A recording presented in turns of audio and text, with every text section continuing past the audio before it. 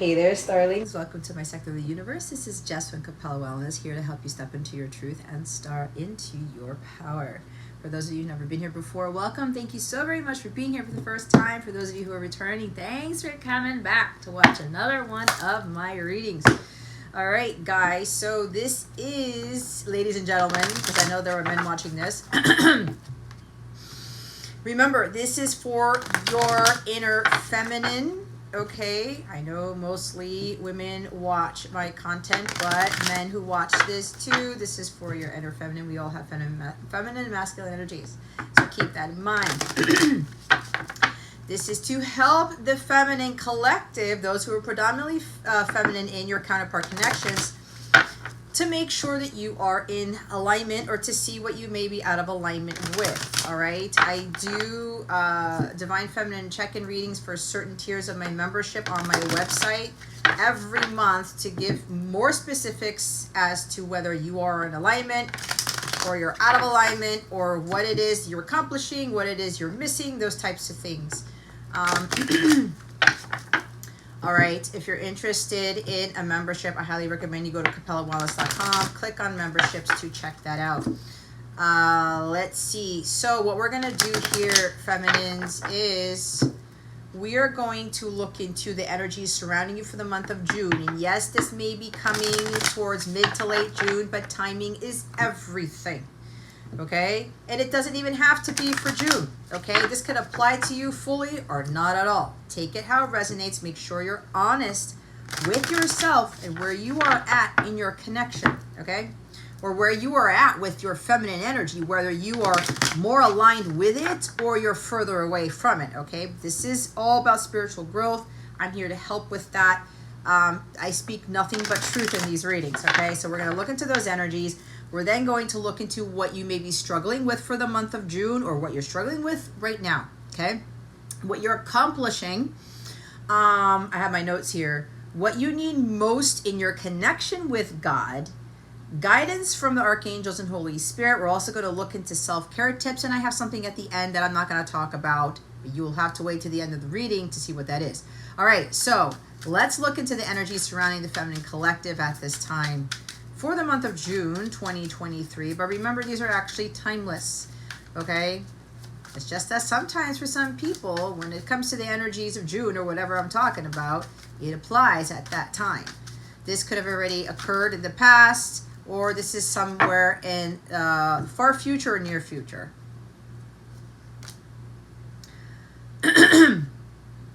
That's kind of interesting. So we have the Eight of Pentacles and we have the Moon. Well, we are still kind of feeling the effects of the new moon in Gemini, which was squaring Neptune. Okay, so the energy surrounding you for the month of June, there's something about, I'm hearing disparity, but I'm also hearing confusion. I'm also hearing stuff that's like unknown, uncertainty, fear. I don't know. Maybe some of you are going through the dark night of the soul right now. Maybe you already did. Maybe you are about to. All right. There's something here, and this is feminine energy. You feminines are represented by the moon. Okay. So this is a very huge emphasis on the energy for the feminine collective. All right. That I'm channeling for. So there's a big thing here with regards to, and this is Cancer energy. Let me get that through because my guides, they bombard me with information. We start Cancer season in a few days. I'm recording this on June 19, 2023. Okay, summer solstice, which is also when the sun moves into Cancer.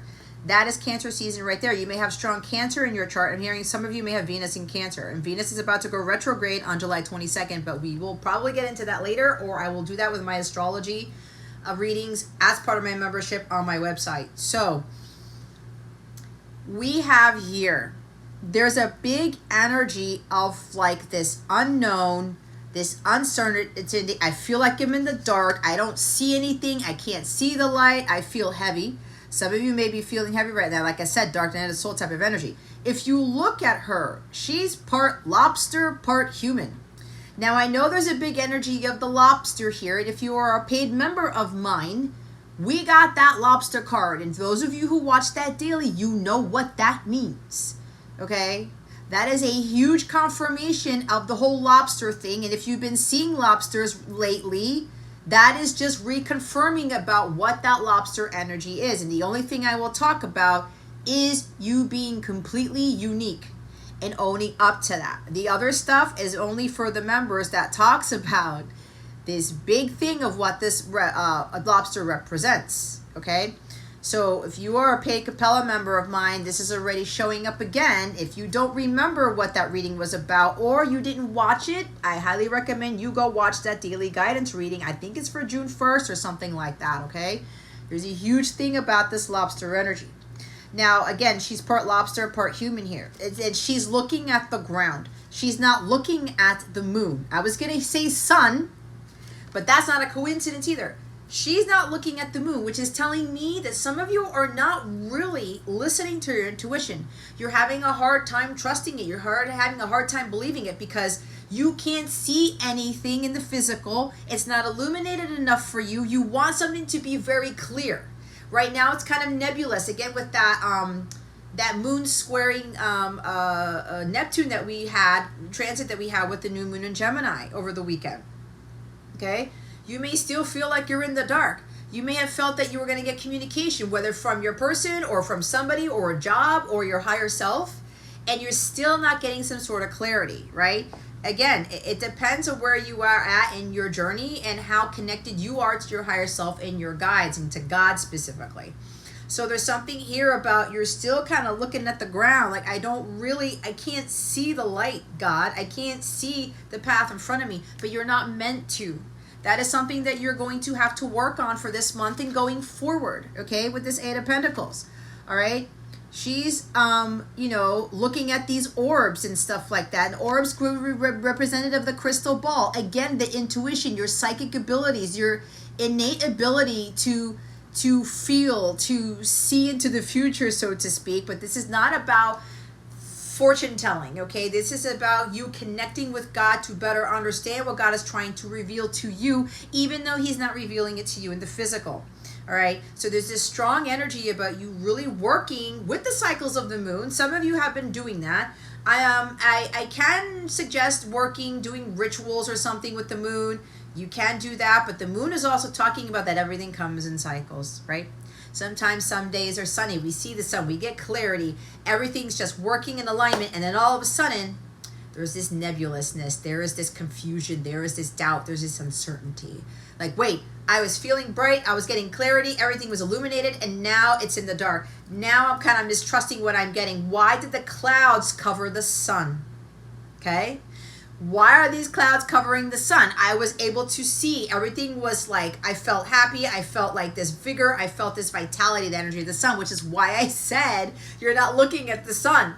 Okay, you may have been looking at the sun and you have been saying, oh, what just happened? It's like you got pulled out of the matrix, like, with Neo, and that plug gets pulled out the back of the head. This is what I'm kind of feeling for some of you. Okay, but remember, there's a big energy of you like really looking to that crystal ball, which is within yourself, looking within and saying, okay, I know that I can't necessarily see it on land, but that doesn't mean that it's not happening. It doesn't mean that your intuition is wrong. It doesn't mean that you're out of alignment fully. Some of you are out of alignment with that sense, with connecting to God, with really either working with the moon cycles or understanding that life goes in cycles. Because what God's going to do is he's going to bring the clouds over that sun to get you to think that your intuition is not accurate, that it is off. Okay? I have been going through that recently, and I have Sun in Gemini, right? My Neptune's in Sagittarius, and Sagittarius is about that higher learning, right? The bigger picture. The moon only shines light on so much, correct? What it's over, what it's pointing at. The sun illuminates everything. This is also an energy of being more in tune with our masculine energies too, where your intuition's telling you to do something and you take action on it without understanding without the path being illuminated for you. to take action, whatever it is. That's another message for others of you. So there's an energy here with regards to, like, again, it's going through cycles, and God will put the clouds over the sun to test you. Are you really going to trust what I'm telling you through here? Your intuition. Some of you are very psychic. You're very intuitive. Okay? Some of you have a lot of water in your chart because there's this Cancer here. You have very harmonious aspects in Cancer or in your chart with regards to your feminine energy or with regards to your intuition. There's also something about your Neptune placement is what I'm being told. Oh, thank you, Holy Spirit, because this is Pisces and Neptune. Pisces and Cancer, okay? And I said the moon was just squaring Neptune, okay? So we are learning to understand as we are doing the inner work, as we are ascending, as we're growing, learning, and evolving. This Eight of Pentacles is mastering something. Mastering your intuition, mastering your feminine energy, okay? And yes, mastery can talk about masculine energy, but that's not what they're telling me right now. And I know I said that in the weekly, okay? If you didn't watch my weekly for the week of June 19th, I highly recommend you watch that because it ties into the feminine energy for this week, okay? So that Eight of Pentacles, as you're working through this, you're building up to mastering you trusting your intuition, mastering overcoming the fear, overcoming uncertainty, overcoming doubt, being caught up in your mind. Like the moon is also lunacy, like being a lunatic. Am I going crazy? Have I lost my mind? Like my intuition feels this and nothing happens, and I can't see it. Nothing is being illuminated for me. I thought something was going to be made clear to me and it wasn't. Again, God is building up not only your intuition, not only you overcoming your faith, overcoming your fear, but you're having faith. And look what's at the bottom of the deck. It's the Hierophant. It's Taurus energy. Grounding more, okay, when you come into these very unclear energies, when you're like that nebulousness that I can't see the forest through the trees. It's not illuminated for me. Why do I not have clarity? Because God isn't always going to give you the answers. God isn't always going to give you the clarity, okay?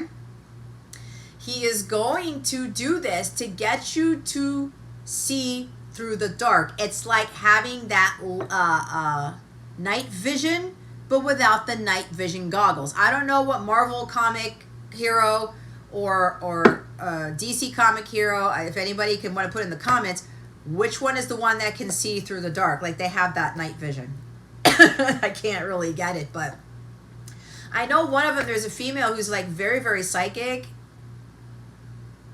Scarlet? No, I'm thinking Scarlett Johansson. That's not her. It's the other one, and I can't remember. Either way, I'm getting this Marvel DC comic stuff coming in. The point here being is, you all have night vision. You do. That's your intuition.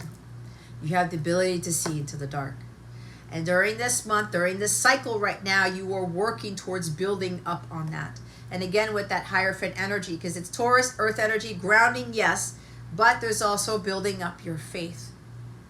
God is trying to get you to have more faith in your intuition, in what God is revealing to you through here, not in the physical, right? Physical earth energy. But this is more about the emotions, how you are feeling. You feel something's coming. You feel something is going to be illuminated to you. You feel something's changing.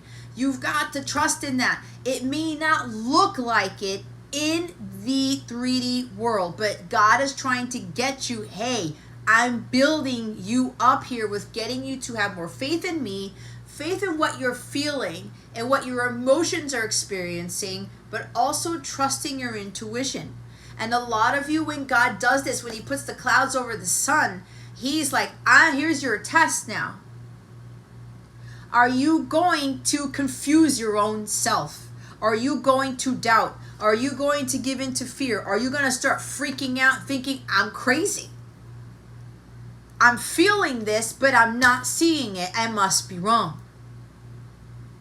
This is the hard thing with feminines, whether you're male or female, with regards to what you feel. The vibes do not lie. And I know this is a huge message for me, because right before I did this reading, I was feeling all this stuff, and it's like, what happened? I feel it coming. That song keeps coming up by The Weeknd. You gotta trust in the vibes, guys. The energy does not lie. God creates that energy, and that energy between you and God is very important here to work through, so that when shit hits the fan, or when God puts the clouds over the sun, or people put shit in your head, you're still going to believe in what you're feeling and what your intuition is telling you. This is really working on building that connection with God. We got the Hierophant in the weekly at the bottom of the deck, and it's showing up again, feminines. This is not a joke. This is not a drill. Okay? This is a huge energy of you connecting with God and really sticking to the plan and doing the hard work. There's shadow work involved in this. This moon is also about shadows. The things you don't want to see, the things you don't want to come to terms with. Maybe there's something being revealed to you about God, or your relationship with God, or, something along those lines. Overcoming what you thought about religion, what you thought who God was, and now God is showing you, this is who I really am to you. Overcoming the social programming, the social conditioning, okay? And what's funny is that they want me to talk about, I was about to hit record, and my guide said, move your lilies to your altar.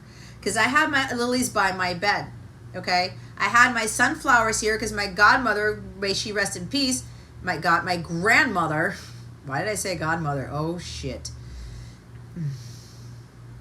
Oh, my God. Guys, bear with me. My intuition picked up on something, and they're confirming something. Anyway, this is for me, not for you. Maybe godmother something for you, but I'm moving on here. So sunflowers are my grandmother's, my paternal grandmother's favorite flowers. And I had this on my altar right before I hit record. They said, no, bring the lilies here. I'm smelling them right now. The fragrance that's coming through here is really heightening my intuition, is what they're telling me, my connection with God. This is nature. Okay, I have nature. I have plants in my house, and usually I try to get a plant every month. I have a plant here. I have flowers here. I have a plant over there. I have my grandmother's flowers there. I brought in my son's plant to my room while he's away. I've got my Himalayan salt lamps. I got my crystals. You name it. Okay, earth. I put earth in my room to help me to connect when I'm not outside, and I can't do this reading outside because it's raining. Anyway, these lilies are also representative of Mary Magdalene, which is what I'm an incarnation of. So they had me bring these lilies here, and this is also something about death and rebirth, that's what I'm being told. Purity, innocence, God, the divine, the angelic realm. Okay? So, with that being said, okay, they had me move these flowers here because this is another thing about you connecting with God through nature. And putting more plants in your room, in your house, whatever you spend the most time in. Not just with connecting. Yes, you connect out there in the elements, okay? But you also bring nature to you, to have you surrounded by nature to better understand. Like, okay, I can't be outside all the time, but you're still connected to God through these plants, through these flowers, through even with crystals. And people have this thing about crystals. Oh, it's demonic and whatever. If anybody is thinking about that, who's watching this, because maybe there's somebody here. I think there's somebody here. Social conditioning, programming, religion. Whoever this is for, this is malachite, okay? This is about bringing about abundance. It's green. Green is heart chakra. Green is the most healing color. If you're thinking about crystals, though they don't work, they're like demonic, they're evil, whatever, you can't work with them, it's like woo-woo, it's new age shit. Let me tell you something. This is citrine, this is malachite, this is aventurine, this is hematite, this is amethyst. I think we all know when we look at jewelry, there's amethyst, there's sapphire, rubies, right? Where do they come from? The earth. Who created the earth? God. So whoever this is for, do not tell me that these things don't work. That this is something a new age, or it's evil, it's demonic. These are natural stones. Natural nature of God. Okay? So there's this thing about really tapping more into nature to connect to God. Not through religion, the church, the actual building. You can also connect to God through nature, through these gemstones, through these crystals, whatever you want to call them. It's earth energy. It helps you to ground. And when you are grounded well enough, you have the ability to channel. And your intuition gets heightened. All right? For some of you, this new moon in Gemini actually, you leveled up in your intuition, your psychic abilities, your ability to channel and connect at a higher frequency with God. And God will reveal to you these off-the-wall things that society thinks you may be crazy about. Maybe you're channeling stuff, because I know some of you think that I've lost my damn mind because of what I've been channeling, especially stuff about God, what I just said about the crystals, things like that. I always ask, before I do these readings, to channel nothing but divine truth, and that is exactly what I do, because I have built my relationship with God. I am connected to nature. I spend a lot of time out there as much as I can. I've worked on my inner self, not only on my inner work, my shadow work, to overcome my fears about what I'm channeling, to overcome my fears of what I was taught growing up as Catholic, what I was taught when I was going to church, okay?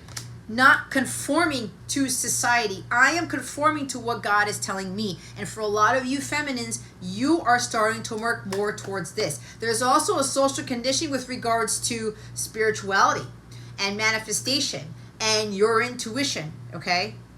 How some of you are starting to realize certain things that you learn from spirituality aren't really working out for you. Because God is revealing to you little by little different pieces of what is true for you. And whatever it is that God tells you, it may not be in agreement with me, but remember what I said in the weekly reading if you watched it. The common denominator amongst every single human being on this planet is none other than God.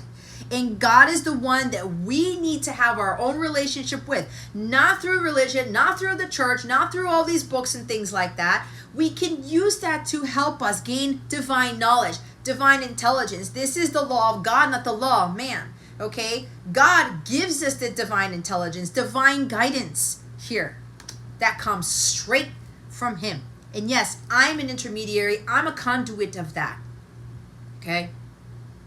But I'm here to guide. I am the messenger. I don't tell you what to do. You take whatever it is that you believe fits for you and you run with it. And then when you do that, and when you get more, you talk to God about it. You ask God, God, can you give me some clarity about what was said and what Jess said, or in that reading, or whatever I got, that sign of synchronicity? God will give that to you. He may not give that to you right away, but He will give that to you in ways that you need to learn for yourself. This is a learning card.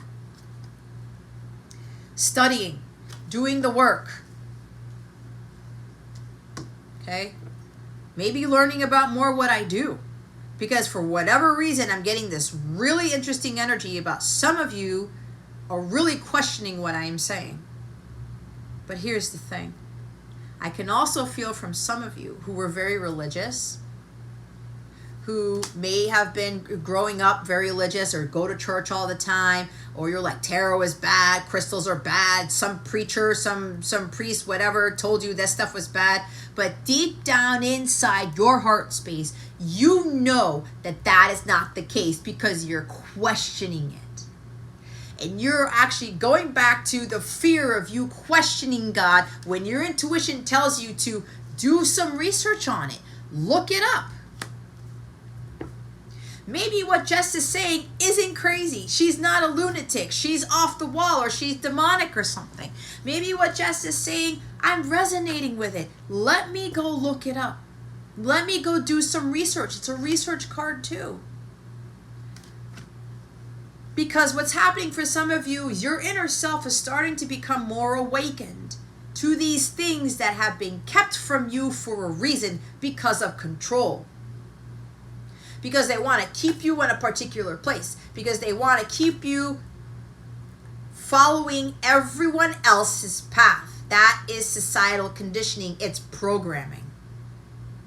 They don't want you to have a relationship with God, you and God. And I'm not knocking religion, okay? I grew up Catholic. I'm very respectful of my Catholic upbringing. It helped me to get to here. There are still things that do apply from what I learned as a child. I've completed all my sacraments, by the way, whoever is wondering about that. Baptism, communion, confirmation, reconciliation, and marriage through the Catholic Church. I've done all of it. But I've taken a lot of what I have learned from my Catholic religion, and it's helped me to expand that knowledge. Like I said in my weekly, you cannot put God in a book. Everything in that Bible is not the end all be all. It doesn't make any sense. If you know in your heart of hearts that God is infinite, He is limitless, so are we. Why are we thinking that everything in that book is the only way that it is? There's no possible way. Look at the universe. Can you fathom what God had to do to create the universe, let alone the earth alone? You can't write everything in a book. If you look at the book of Genesis, God created the world in 6 days and rested on the seventh. Do we know the specifics as to what He did on day 1, day 2, day 3? No. Why? Because A, they probably kept that from us so that, no, humans don't need to know about that. B, you can't fit it all in a book. Period. So there's a strong energy here about working more on your relationship with God. I am here to help you do that, but you're going to find a different way or an alternative way, or you're going to take what I teach and you're going to add on to it. You're going to find other things. What works for you. That is why God wants us to work with Him, because what works for me is not going to work for you. Like I learned about manifestation, okay? Do all these manifesting rituals and do all these things and whatever. But what God has been telling me is, Jess, and this is a whole leveling up for me. What you are vibrating at is going to manifest something different than what other people are manifesting. What God told me just the other day was manifestation is really about vibration. It's about alignment. And the higher you're vibrating at, I said this before, I said this in my live too, in other readings, the bigger the blessings you're going to get. And some people just don't achieve that level because they can't keep themselves at a limit. They don't think they can get higher. They don't think that it's the right thing to be vibrating at the divine. Who said that? We are all God within. It makes no sense if we're being taught you can't possibly be vibrating at the divine. That's only a God, Jesus, Mary Magdalene type of energy. Absolutely not. That is where the limitless comes in. God did not create us to limit ourselves. He created us to go work on ourselves so that we can expand that knowledge, so we can grow with God, so we can learn with God, so we can understand our true potential. That we have unlimited potential. It's like me analyzing my job. I ran into an old business card of mine. I said, wow, I used to do all of these things in my career. Things that I didn't have a background in. And God was like, you see, Jess?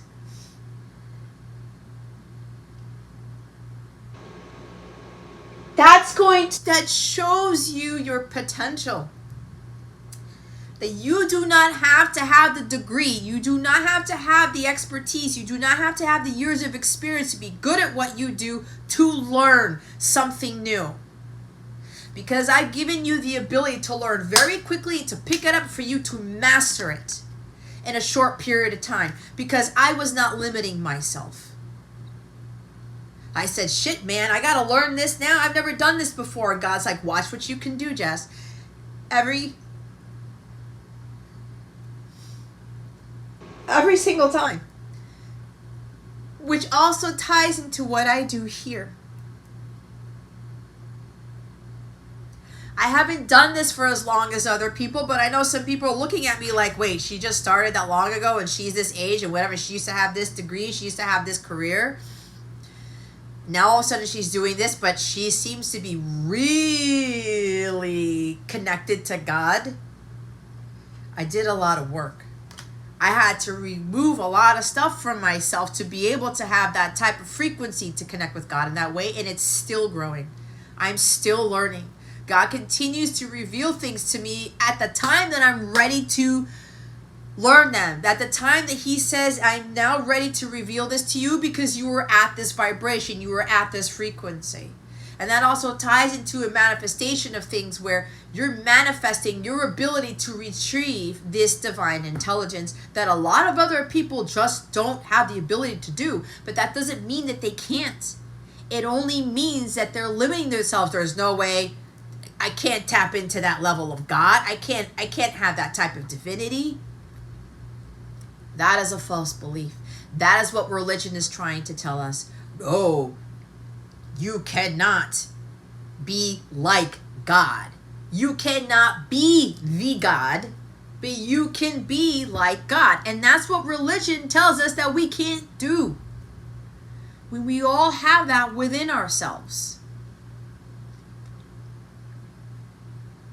When we have that connection, we have that faith over fear. We're not worried about those things. And sometimes, yeah, the clouds will cover the sun. We're like, I'm doubting again. I'm fearful again. I'm not sure about this, God. Why do I feel this so strongly? God's like, trust me, my child. I need you to pay attention to how you're feeling, to what your intuition is telling you, because that is me speaking through you. And you cannot have any fears with whatever divine guidance, whatever divine intelligence, whatever divine messages God gives you, your archangels, your ancestors, your passed on grandparents, your passed on parents, whatever that is. If they're actually revealing things to you and you're fearful of it, or you're doubting it, or like that, you're uncertain, I don't know. God, give me some sort of, I need proof. Feminine energy does not need proof. That is masculine energy. Sometimes God will give you the proof, sometimes he won't. But what God is trying to get you to reveal, to get you to see more clearly, is that it's already within you. You already have all of this knowledge within yourself. The God-given knowledge. Through your divine guidance, through spiritual mentors, through spiritual teachers. What's funny is that like the Leo King is coming through, because I watched his New Moon and Gemini reading, and he has had a hard time with people really believing in what he says, because I bet you $1 million they think he's a lunatic. They think he's off the wall. They think he's crazy.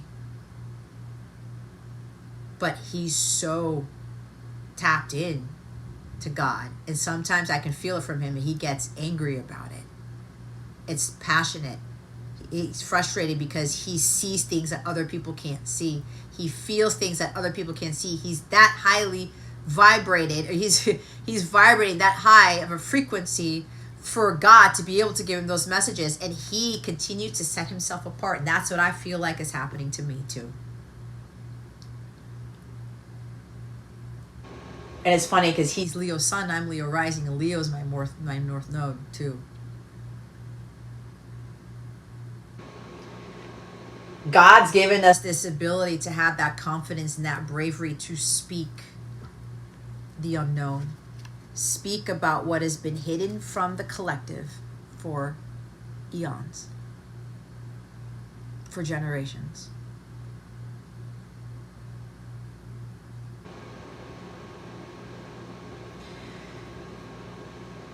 So,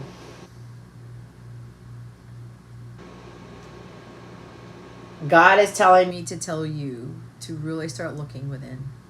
And your intuition is starting to pick up on things. You need to trust that. You need to trust the vibes. They don't lie. God doesn't lie. God is starting to reveal to a lot of us things of the unknown, things that were once perceived as blasphemy, as evil, when they really aren't. And God is coming through those spiritual teachers and mentors like me to put a kibosh to that, to bring light to it. And look what's after the Hierophant, the Leo energy, the sun, which is why I had said, looking at the sun. Divine masculine energy.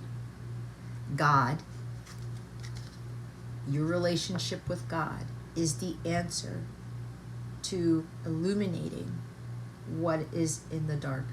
For you connecting with God to bring light to the dark. For you to be able to see through the dark. Because you do have the ability to do that. To see through the unknown. See through the fears. Not being fearful of questioning God. Not being fearful of moving away from those religious beliefs, the societal programming, right? And it doesn't have to be about religion. It can even be about marriage. It can even be about education, right? Having to go to college to get a degree, to get a good job. Do you know what that is doing to society? People are overworked, underpaid, they're miserable, they're stressed out, they're anxious. We are in a decade, or like a season, I should say, where so many people are unhealthy. So many people are hypersensitive. So many people are freaking out about life, about things. The fear factor has exponentially increased, and it's not even funny. Why? Because they are pulling away from God. They're getting further and further away from God, and they're listening to the news. They're listening to other people, social media. This is the way. This is the truth. Be very careful, especially with this artificial intelligence shit. Be very careful, because you know what? The truth is about to come out, and God has had enough of this stuff that has been hidden from us. And God is revealing that to us through me, through other people, but he's also now about to reveal this to the collective. Traditions, social conditioning, programming about work, about the 9-to-5 job, about religion, about marriage, about education, about relationships, about God himself. That you don't have to work super hard to pay your bills, because when you get into alignment and you trust God, God will provide for you, provided that you do the work that he's called you to do. This is Dharma. This is mission work. God has called each and every one of us to fulfill a particular mission that has nothing to do with 9-to-5 jobs. And if you're a chosen one, you are not meant in this lifetime or any lifetime thereafter or before to work a 9-to-5 job. God's going to make sure that you are provided for, that your needs are met as you fulfill your life's purpose. But it may not look to you about being provided for like it has looked to you when you had the 9-to-5 job, when you had that safety and security with the programming of having the degree, of having that job that you have to go out there and do. It's not what God called you to do. And when I had those other jobs, like I was talking about, when I ran into my business card, when I worked for the federal government, God was showing me, Jess, I had you go through this to understand something about yourself. As long as you connect with me, as long as you work on your relationship with me and you do what I've called you to do with your Dharma, I'm going to elevate you. I'm going to give you this guidance that many other people have a hard time tapping into or will never tap into because of the programming, because of religion, because of society. And as you continue to do this, I'm going to make sure that you have everything that you need.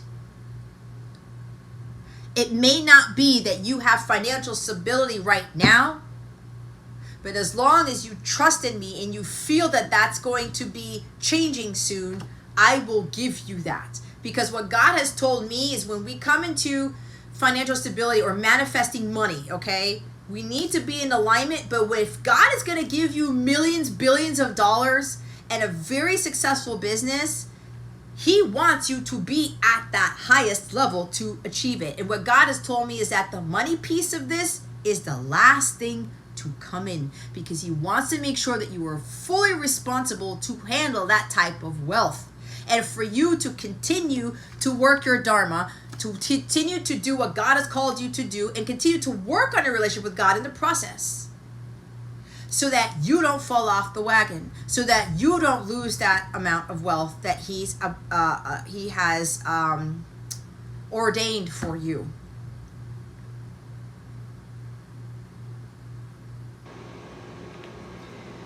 Truth, clarity, illumination, the light of truth, the light of God. You follow that, and everything will be golden. This is having optimism and positivity and believing that what God is showing you is your truth, that you're not crazy, that God has led you to where you need to be for a reason, and you have to have faith in that. You need to trust God with that. And if you're being called to pull away from the 9-to-5 job, the world you've ever known about degrees and education and money and all of this stuff, then you better trust in what God is telling you, especially if he's telling you to remove yourself from this world. You are here to be in the world, not of it. You are not of the world. You are of the world when you are fixated on money and paying bills and having a 9-to-5 job to do it. Because what are you doing? You're not having faith. You're not trusting in God to provide for you. But again, when you're doing your dharma work, this does not mean you get to sit there and lounge all day and have bonbons and shit and just like, okay, God's going to provide for me because he told me to leave my 9-to-5 job and he told me to just chill out and whatever. I'll do my purpose here and there. No, when God calls you to leave that career, whatever this is, that lifestyle, and he calls you for your purpose, he's expecting you to continue to work on that purpose. Even when it doesn't seem like the money's coming in, even when it doesn't seem like it's working, because it is, because it's working behind the scenes, because God is doing something in you first before you see it in the physical. And for those of you who are chosen, who have higher purposes, who are going to be on a world stage, who are going to be on the spotlight, who are coming into a massive amount of money, he's making sure that you are really ready and that you stick to his plan. And he gives you that plan with this 8 of Pentacles, but it's God's plan, not yours. This is a disparity. This is having doubt or fear about what the world has planned for you, what you've planned for yourself, and what God has planned for you. Okay? God is in the middle of all this. Obedience. Thank you, God.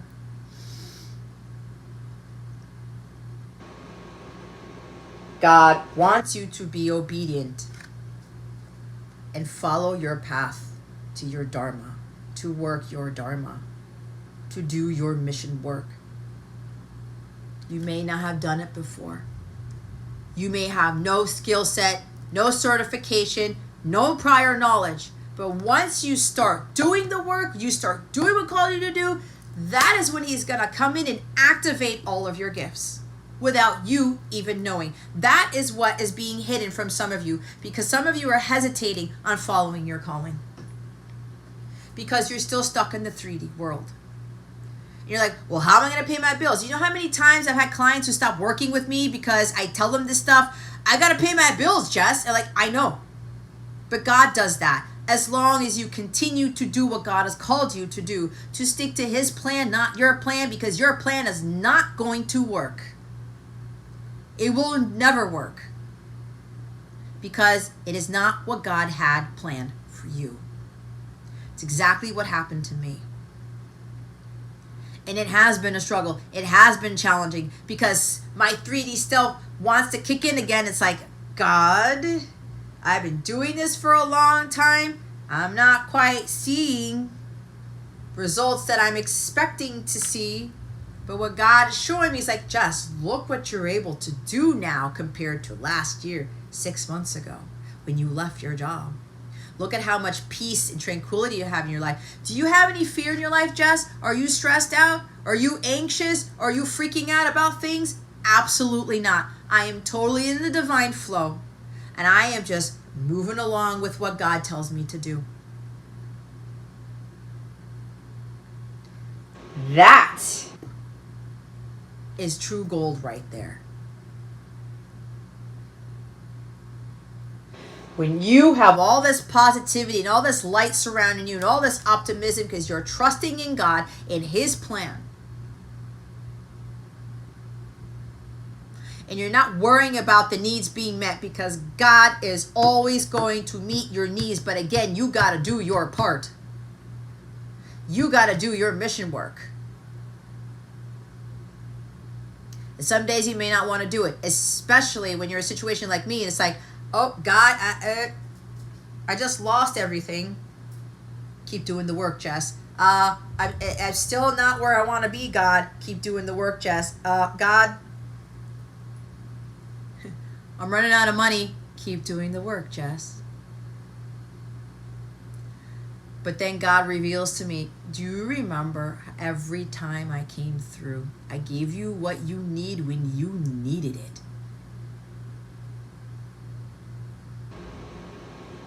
God is going to give us what we need when we need it, when we are following what He has told us to do. Not society, not the church. And yes, I incorporate some of my church learning stuff into my work because it is relevant. But there's so much in that Bible that people aren't looking at like it. Isaac and Rebecca. There's a Rebecca here. Hi, how are you?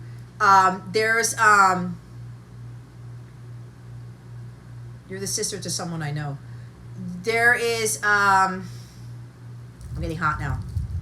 The story of Boaz and Ruth. The story of Abraham, of Job, of Joshua, Joseph. There's Joshua too. You name it. I'm not going to go down the line. It's funny because God led me to those stories in the Bible, those accounts in the Bible that pertain to my life. And all those people, Moses, he had a calling. Abraham had a calling. Isaac had a calling. Rebecca had a calling. Ruth had a calling. So did Boaz. Joseph, Joshua, you name it. David. There's a David here too. Hi, David. I know who you are.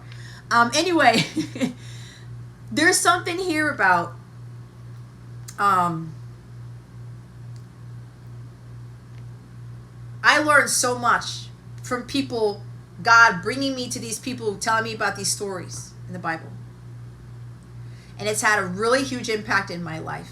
And it reminded me when I was growing up Catholic, if you guys are Catholic or even Lutheran, whatever, you know the Bible, especially Catholicism, we go through the same scriptures every single season. It's the same thing from the Bible. And it's only excerpts of the Bible. It's not the whole thing. They are missing out on teaching everything that's in there, but also with the collective, the Catholics or whatever, in the church going outside of that. This is exactly what I've done. Okay, God, I learned this when I was growing up Catholic. Wait a minute. This doesn't fit me. I don't resonate with that. I don't feel right about that. God, what does this mean? Come to me, Jess, and I will reveal to you the truth about that. And He has. Every single time. Do you see me like in dire straits? Do you see me like falling apart? Am I in ruins? Do I look unhealthy to you? Absolutely not. So that should tell you something if you're looking for proof about this.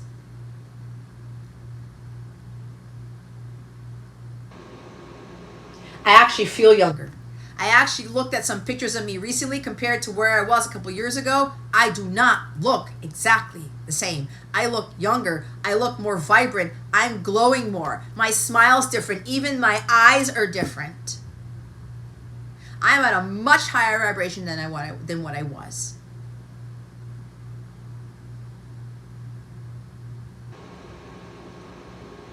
And God has revealed to me a whole bunch of things. And yeah, it does get scary a little bit when I'm talking about this on a global platform. But that's what He's called me to do. I have no fear. I'm not worried about retaliation because God's got my back. The archangels have my back. The angelic realm is right here with these white lilies. They've gotten my back every single time, and they have been working miracles for me that are just unfathomable. They're incomprehensible.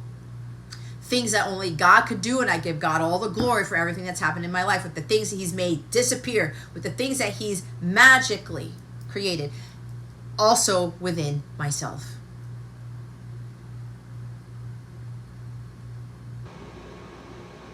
So when I said to myself, why is it that in Catholicism we keep looking at the same scriptures? It's a never-ending loop. You're learning the same thing over and over and over. You're not expanding. You're not looking into other excerpts of the Bible. You're not learning more about God's teachings. And again, that is not all of it. He wants us to always grow, learn, and evolve, and that will never end. We will always be coming into the infinite knowledge that God has, and we will never, ever, in any lifetime, be able to grasp that infinite knowledge. Ever, because it's always ever expanding. And this is what God wants us to realize. Holy crap.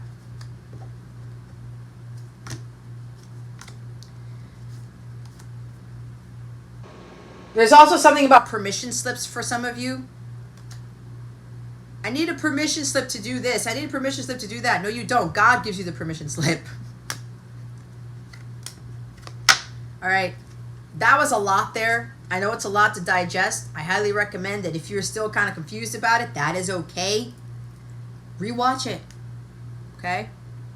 Rewatch it when you're not multitasking, because some of you are multitasking while you're watching this. You're like, wait, what'd she say? What? Rewind, rewind, rewind. That's not a bad thing, okay? That's what God wanted me to say. So let's see what you're struggling with. I already channeled some stuff that some of the feminine energy is struggling with, and I know there's some men watching this and you're like, what the hell she just said? Let me tell you, for those of you who are still doubting all that I channeled, how do you feel? Do you feel light? Do you feel, wow, that was enlightening? Do you feel high vibrational? Do you feel at peace? Is your higher self telling you, hey, you know about this. Hey, this is resonating. If that is what you're feeling right now, and be honest with yourself, do not say that you're not. Because I can feel it. Do not lie. You lie about your feelings. You lie about what you're getting. Guess what you're doing? You're tapping into your evil side, your dark side. The lies about yourself. And that is not being your true authentic self, is it? It's not. If you're feeling those high vibrational feelings that I talked about, newsflash, that is your truth. That is the divine truth.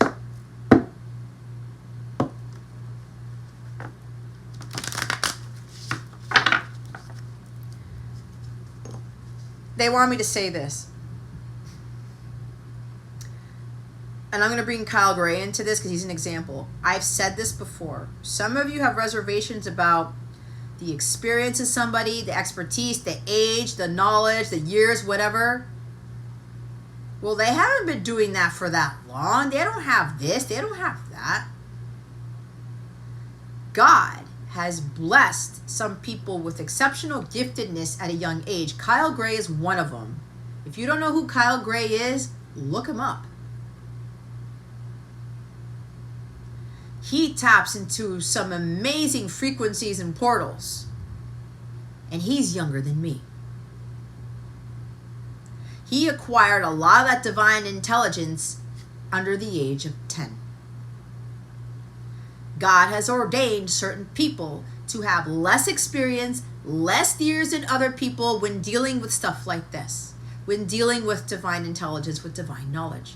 We can't be jealous of those people, nor can we avoid those people, especially if God has brought you to them. There's a reason. So let's see what the feminine energy is struggling with. Wow. Stay the course, uncharted waters, soul contracts. Sailboat, scuba, school of fish. Now the fish is coming up. That's Christ consciousness. That's Jesus energy for me. Jesus and God. Mary Magdalene, all one and the same. You're struggling with staying the course. You're struggling with allowing God to be the wind in your sails to guide you to where you need to be.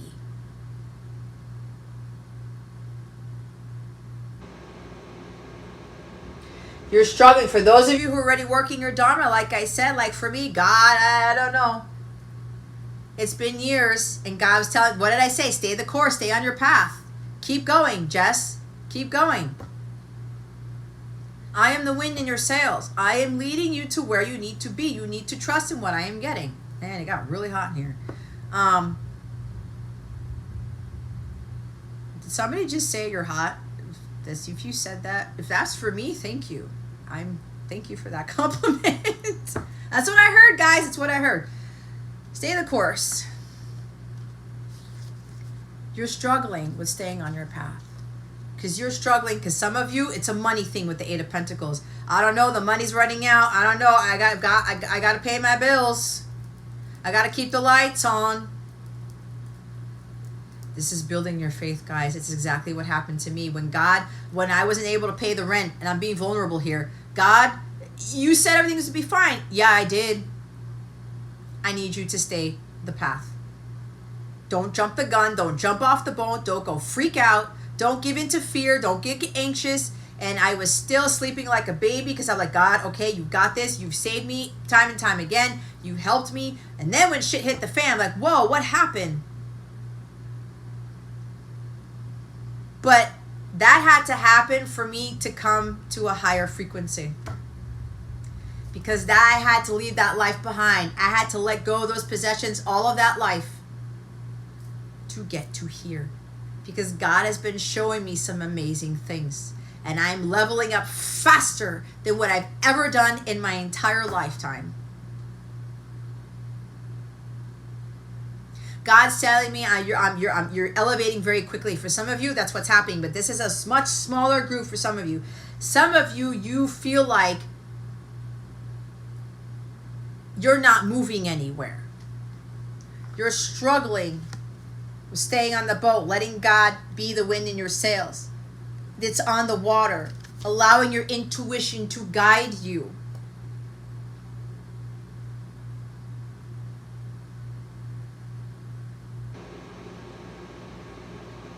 Stay on the path. That Eight of Pentacles, you are a thread in that tapestry of life. What God has ordained for you, you have a purpose, you have a mission, you are needed on this planet for a very big reason. Others of you have a much larger purpose than others. Because that's what God willed for you. Uncharted waters.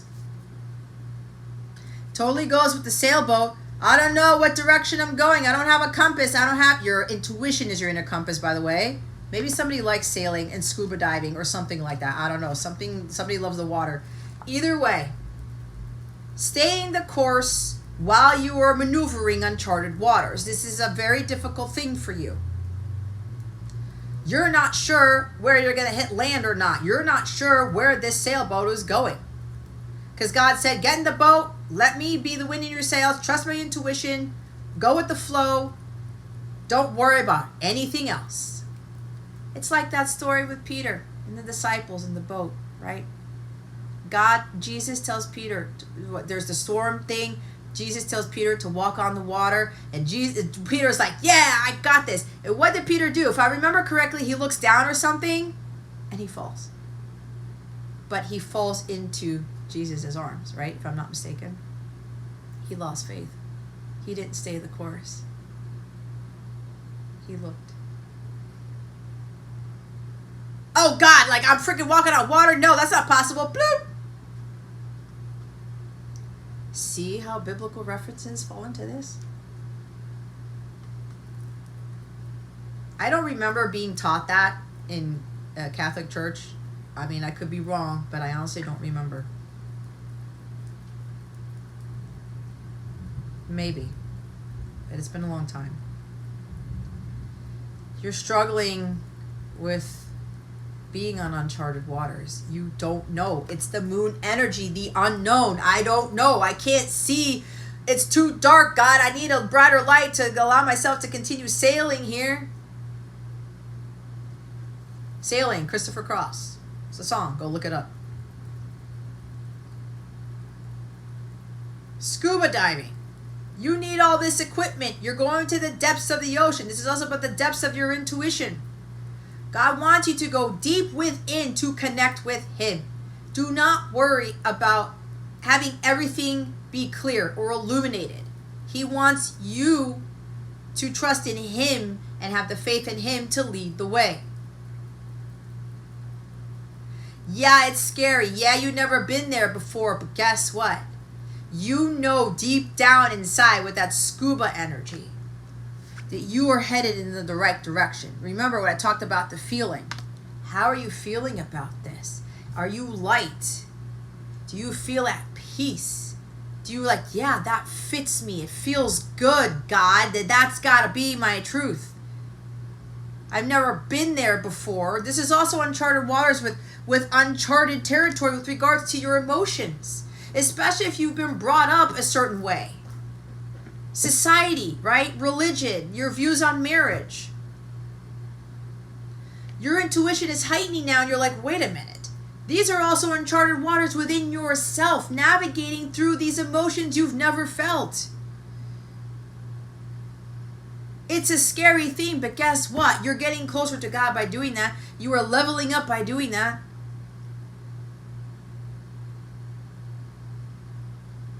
And even though you've never been here before, you never felt this before, you already know intuitively that this is the path for you. Soul contracts. You have a soul contract with God. You have a soul contract with other people. This is also like twin flamey, divine counterpart stuff. All soul contracts revolve around uncharted waters, guys. This is going from South Node to North Node. South Node is your karmic point, your past. The comfortability of your life. The comfortability, if that's a word, being comfortable with what society tells you to do, what your upbringing told you to do, what your parents told you to do, with the whole thing about going to school and all this other stuff about church, religion, whatever. It was written in your soul contract to move away from that. You may want to look at your birth chart to see where your North Node is, and the opposite of that is your South Node. Like if you're Gemini North Node, your South Node is Sagittarius.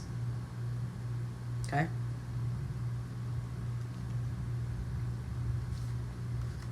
You have a soul contract. The soul contract is what was written by God. It was said in the weekly for this week. God's plan, your contract with God. You signed up for this. Some of you were like, God, I really want to get into something that I've never, ever, ever, ever done. Or you've done it before, you prepared it for lifetimes, but you're going through a very different case, experiences, scenario to really level up with your gifts. Because remember, when we go through these difficulties, these challenges, these trials and tribulations, the uncharted waters is what brings us to be able to activate those things within us that we've forgotten about, that we think that we don't have the ability to do. The unknown becomes the known as we're navigating through those waters, and that's only able to be achieved by the connection with God. Because God leads us through that labyrinth of life to find the exit, to go through those uncharted waters. Some of you don't realize that you forgot about the soul contract. What's in the Akashic records, what's in the divine plan for you. And I talked about, for those of you in twin flame connections, I do have a state of the counterpart, the state of the connection, counterpart connection, state of the contract reading, thank you. It's underneath my light counterpart / TF readings at CapellaWellness.com, underneath the Capella Service Suite, or the main page, my landing page of my website. You got to click on the category, the light counterpart category. Some of you are unsure what your contract looks like. Some of you are unsure if you're on the right path. Some of you are unsure where is the status of my contract. If you're interested in that, I highly recommend that you book one of those to give you some enlightenment. And if you have no idea what's in your contract, that would be very, very helpful, on top of all of my 3 different types of Akashic Records readings. I do have a past life package where you save money on that and you get to have your Akashic Records reading done and your and other stuff in there. That's the past life package. And if you catch this before June 21st, you can get 10% off the already discounted package. Before that coupon code goes away, you'll have to pay full price. If you're already getting a discount with the package, you'll get an additional 10% off, which for some packages is $40, $50, $60, $70 off the package. Okay? On top of what's already discounted. So, some of you it would be well worth the investment to look at your contract, and some of you have heavy contracts. I've seen some of them. Okay? But that's not to scare you. It's not to put a damper on things. It's just what God has written.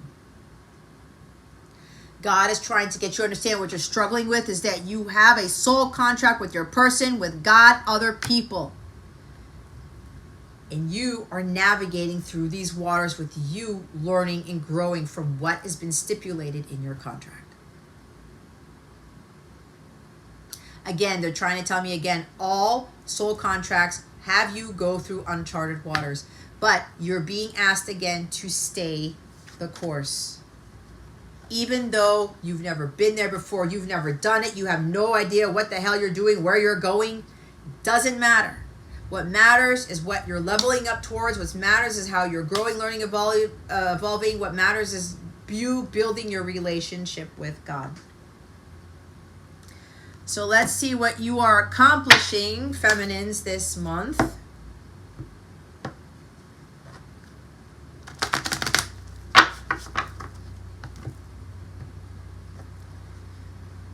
Alrighty.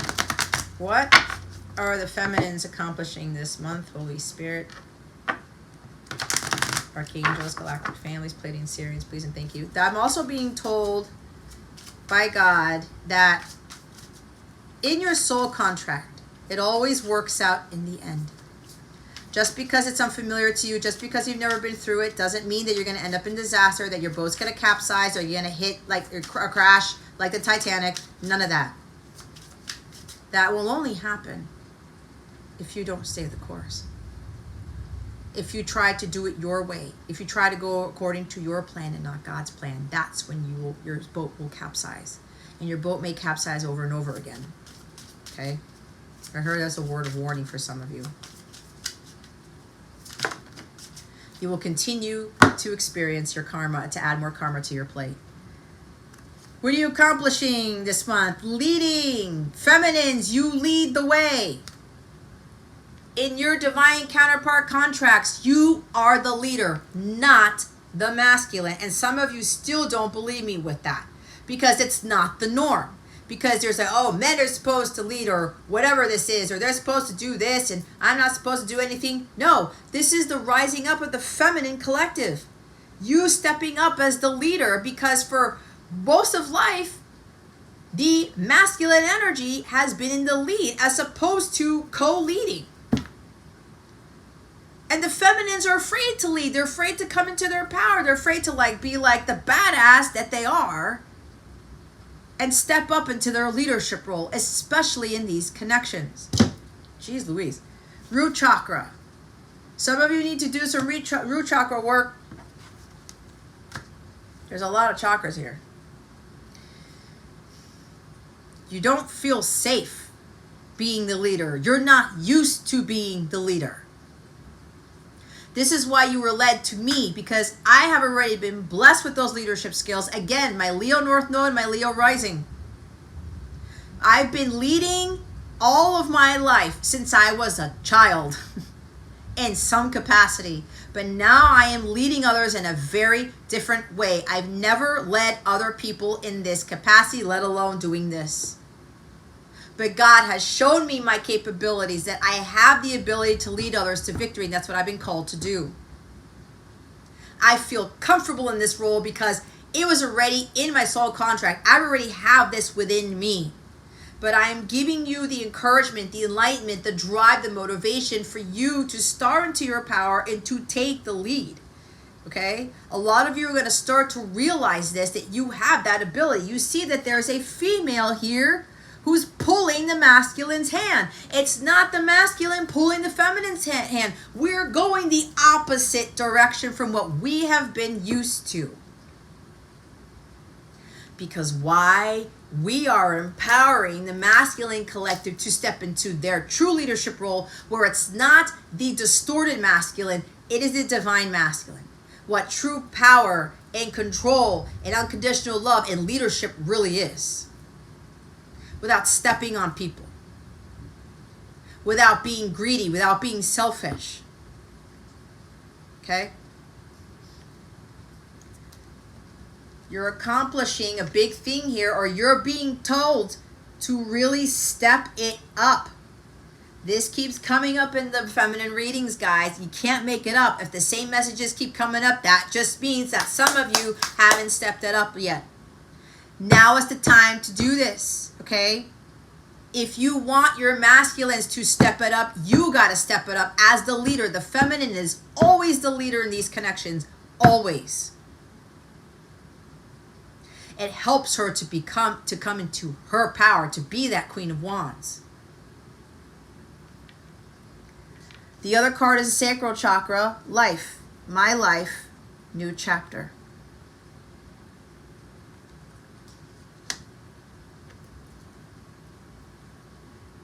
Accomplishing, being in tune with your creativity, your sexuality, your sensuality, that orange energy. The sacral chakra about, I can believe in myself. Your power is starting to increase. You're starting to tap into that. This is very different in your life. It's a new chapter in your soul contract, in your life, with you accomplishing this role as being the leader.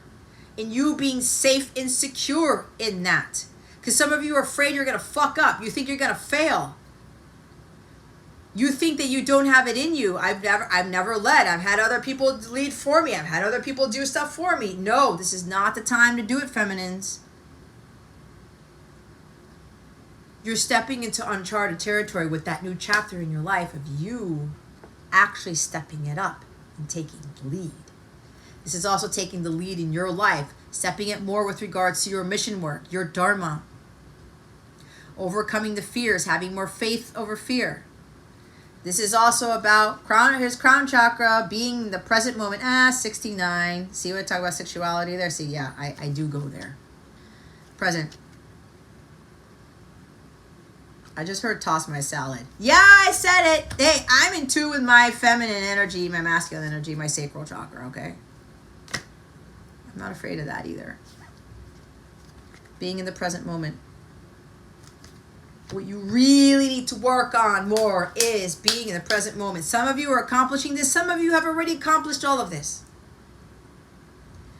Again, uncharted territory, the unknown, the moon, everything's tying in together. I don't know where I'm going. I've never been here before. Where is this going to lead me? I'm running out of money. Where am I going to pay my bills? Stop worrying about the future. And stop worrying about the past. I was fine in this job. I was comfortable making this salary, blah, blah, blah. No, I've already been there, done that. And I'm fine. And I'm free as a bird. And I feel way more happy and less stressed than I ever have in my life. So I should be an example for you that everything is going to be just fine. Stay in the present moment. And yes, the other day, I got caught up in it again. Like, God, I don't know. I don't see anything. Am I really on the right path? Did I do something wrong? God's telling me right now, no. Stay the course. All will be revealed to you in due time, especially with that abundance, with that Sun card. New beginnings, positive things turning around. You gotta stay the course no matter what it looks like. Stay in the present moment. Crown chakra. Connecting to God, to the infinite source of God, the angelic realm, your ancestors, the Pleiadians, the Syrians, all of those things. Open up that crown, do crown meditation. If you're a member of mine, go do the crown healing meditation. If you're not a member, you get access to free healing meditations to help you unblock these chakras, by the way. They're very, very powerful healing meditations that have solfeggio frequencies in them and sacred geometry. Okay? They're just 5 minutes. That's it. Be in the present moment. Do not worry about the past. Do not worry at all about your future. Stay in the present. Take it one day at a time. And just know God is working through you. God has got everything under control. God has your future taken care of. He's a million steps ahead of you. So why are you worrying? Yes, this is unfamiliar to you. Yes, this is scary. Yes, this is like, what is this? The sea is too vast. I do not know where I'm going. I don't have the necessary instruments to navigate through this, but you have God as your compass, and that is your intuition. Bottom of the deck is more sacral. Intimate. Intimacy. Now what I'm getting is the masculine collective now. Those who are predominantly masculine, because you've been getting that king energy, my God, it's hot. Because you have, because you have been in that king energy, because you know you're ready, you need to do something, you're getting ready to take the lead in your life and having a new chapter with the feminine. Because the feminine has been leading you. That's for those of you who are feminines, who you have been doing your Dharma work. You've been leading the way the entire time, no matter what it looks like. You've moved into Uncharted territory. You're in alignment with what's written in your soul contract. You're at pace, I'm hearing. You're staying in the present moment. But now the masculines here, this is taking the lead with regards to intimacy. And it's not just sex. And yes, sexual jokes were coming out, but that's fine because I have a sense of humor. Okay? Some of the masculines here, their form of intimacy kind of requires a little bit of sexual jokes. Now again, that is fine, provided that you don't talk to the feminine initially in that way. You don't jump the gun and start spitfiring sexual jokes, right? To try to be intimate with them. You can be intimate in other ways. Touching the person, right? Like looking, having eye contact, or be opening up emotionally, all right? Some of you, these masculines, you're accomplishing this, again, with that struggle there. You've never done this before. You've never led the anything in a relationship with regards to you opening up the doorway to intimacy. You've left that for a female, for a feminine, whatever. This is a new thing for the masculines in your life, okay? This is pertaining to those who are predominantly masculine. And look, these also have crystals in them. Fire agate can help with leadership. Smoky quartz can help with you moving into uncharted territory and beginning new chapters in your life according to God's plan. The white topaz can help with you staying in the present moment, opening up your, I was going to say heart chakra, your crown chakra. That wasn't an accident. And yellow aventurine to help more with your sacral chakra, with intimacy. This is also feminines, you being intimate with other feminines or other women or other people or spiritual coaches or mentors. Being open and honest. That's intimacy. There doesn't have to be any sexual interaction when you're working with a spiritual teacher, right? You can make the sexual jokes if you want, but intimacy is being open and vulnerable and being in tune with your sensuality and your sexuality. You being open and honest with how you're feeling.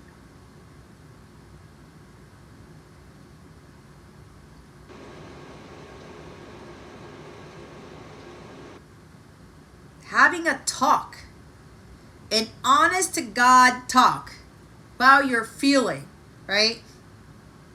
That's being intimate.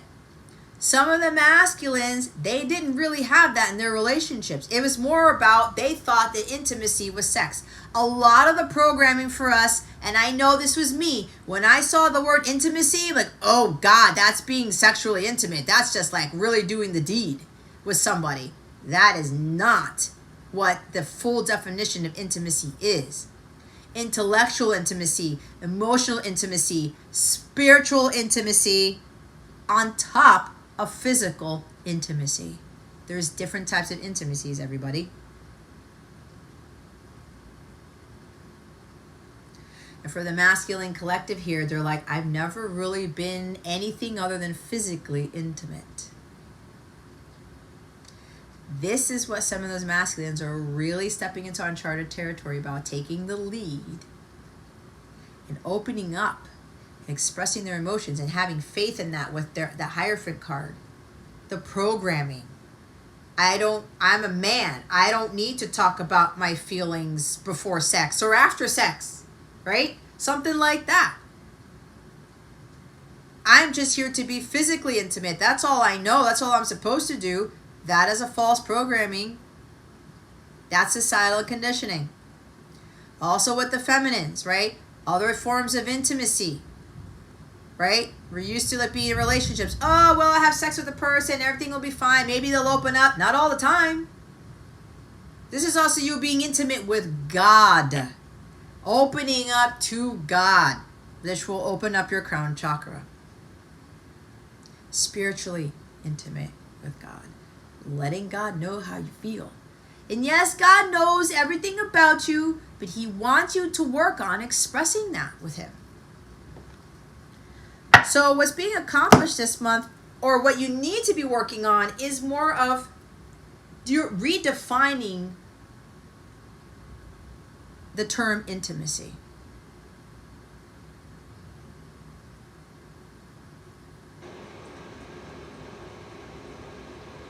And you feeling safe with taking the lead in that. And as you're moving towards that, because it's uncomfortable to you, you're going to learn how to stay in the present moment.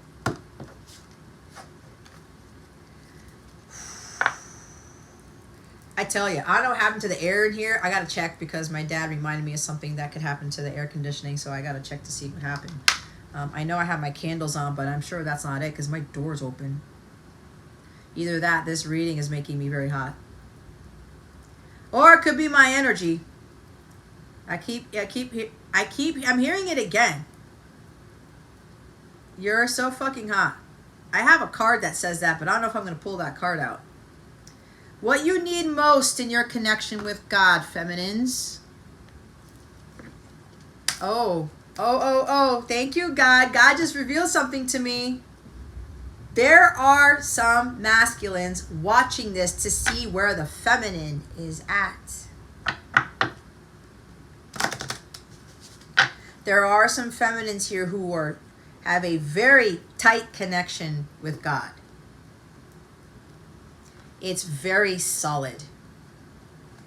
Their intuition knows that all that hard work that they're putting into this, they can't see it.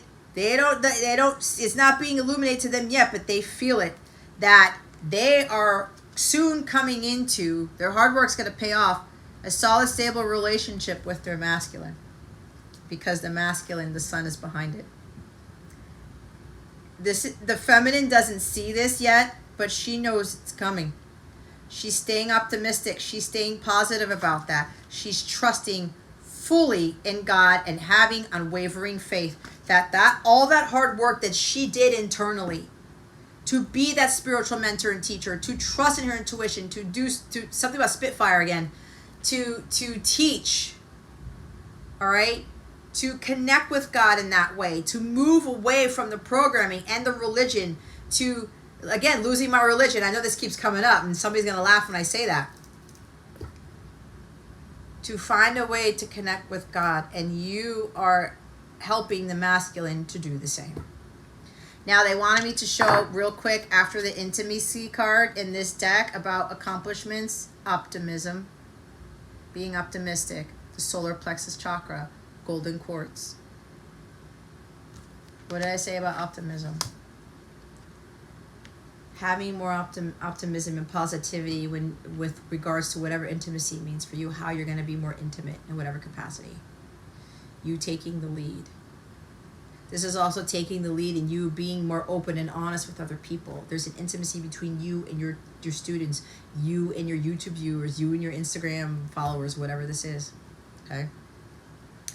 That type of intimacy helps you connect with those people who watch you. And it helps your masculine to do the same because they're watching you do it. All right, let's see. But yeah, there's masculines are checking up on the feminines in this reading too.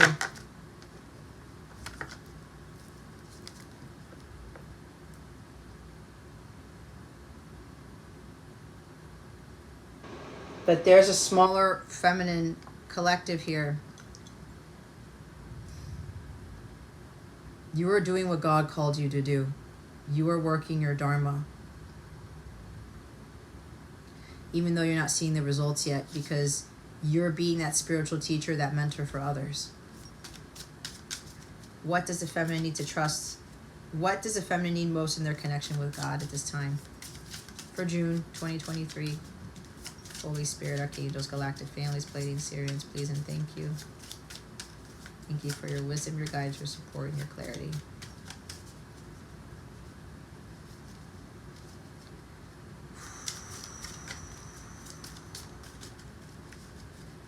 I'm not going to lie. I thought I was well past 2 hours. That it's funny because they end up having me look at the clock. And I shouldn't be looking at the clock. But I could have sworn I was well past 2 hours. Something shifted. God will not permit any troubles to come upon us unless he has a specific plan by which great blessing can come out of the difficulty. Wow! You can't make it up.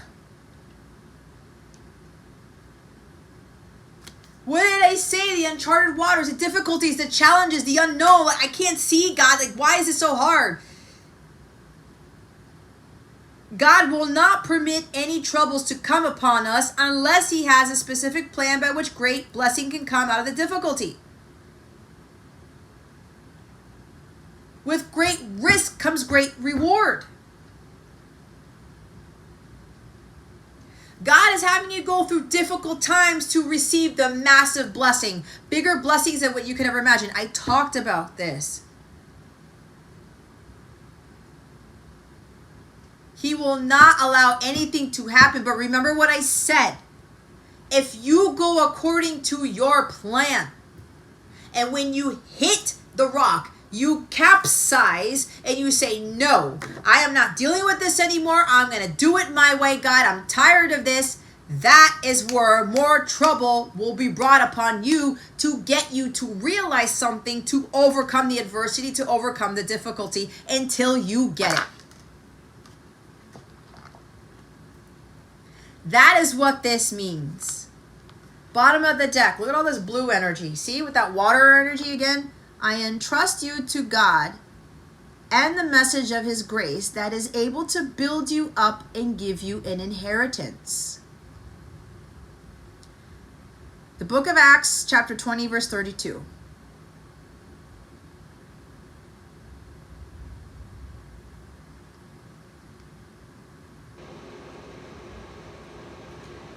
God is able to build you up and give you an inheritance.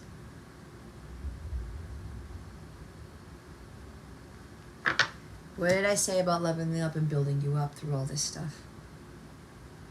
It's written in the contract. And again, I highly recommend you check the state of your contract with your person and the contract you have with God. Check into your Akashic records. You'll have a better understanding as to why you go through the difficult things in life that you do. And some of you, I know you're going through way more difficulty than others.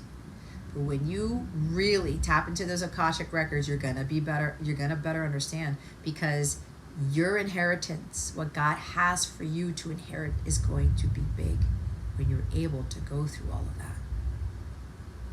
Let alone if you're able to teach all of that. And you're being obedient and you're doing what God tells you, and you're like, I don't know, God, I've never done this before, God. I have no idea where I'm going. I had to have complete faith and trust in God when God said to leave my career. And when God said I needed to move from Maryland, I had to lose practically everything and go to my parents' house and all these other things. I said, God, I trust you. I have a picture of Jesus across from me that was left because my grandparents used to stay in this room. It's in Spanish. It says, Jesus, en ti confío, which means, Jesus, I trust in you. I confide in you. However, if I were to ask anybody right now, people who haven't jumped off the wagon or have followed their calling, and I said to them, if God told you to leave your 9-to-5 job right now, just like the disciples did, look at Matthew. He was the richest out of all of them. And he said, I'm coming, Jesus. And look at the impact he made in the world. But anyway, a lot of you are disciples of Christ consciousness. Jesus and Mary Magdalene led the way. Okay, we cannot forget about Mary Magdalene. I bet you anything, if I had a poll, would you, maybe I'll do it. Would you leave your 9-to-5 job tomorrow if God told you to start living your purpose and do what God's called you to do? So many people do not have that type of faith, yet they go around in church, Jesus, en ti confío, and I'm not judging. I'm just stating something that is of truth that is coming through me straight from God himself. He's not happy with a lot of these religious people who are going into churches or whatever it is and saying, God, I have faith in you. I have faith in you. Jesus, en ti confío, whatever. This is talking about the Latin American churches too, whatever. Again, I'm not judging, but I'm just channeling what the God wants me to channel. And God's like, where is your faith? When I tell you to leave that job, when I tell you to leave that relationship, when I tell you to do this, when I tell you to do that. Oh, wait, God, wait. Certain things I have faith in you, God, but other things I don't. It's either 100% faith or it's not. It's not 60-40. It's not 30-70. It's not half and half. You either have faith or you don't. And if you are saying, I trust in you, Jesus, I trust in you, God, everything's going to be okay. I have no fear. Complete faith over fear requires a lot of that trust in God. And you staying in that present moment.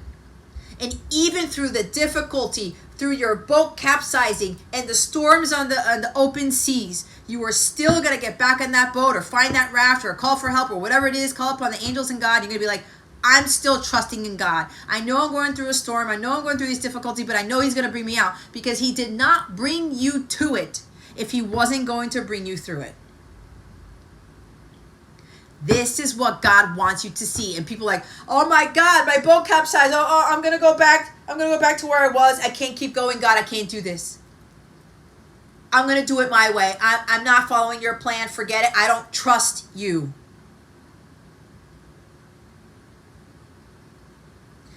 You see how religion tends to fall into this where they're not really teaching us about faith and we are not fully having a strong connection with God when we go through these things in life? He's building up your faith and your trust in him. It's what I said, because what he has for you is bigger than what you could ever imagine. And some people don't even believe in that. There's no way I can amass amount of wealth. If you look at the Bible, Abraham was rich, Job was rich, and Job lost everything. But then when after that, he still had faith in God. I've never been poor before God. I've never been this sickly before God. What happens? Look at all this death surrounding me. What is this?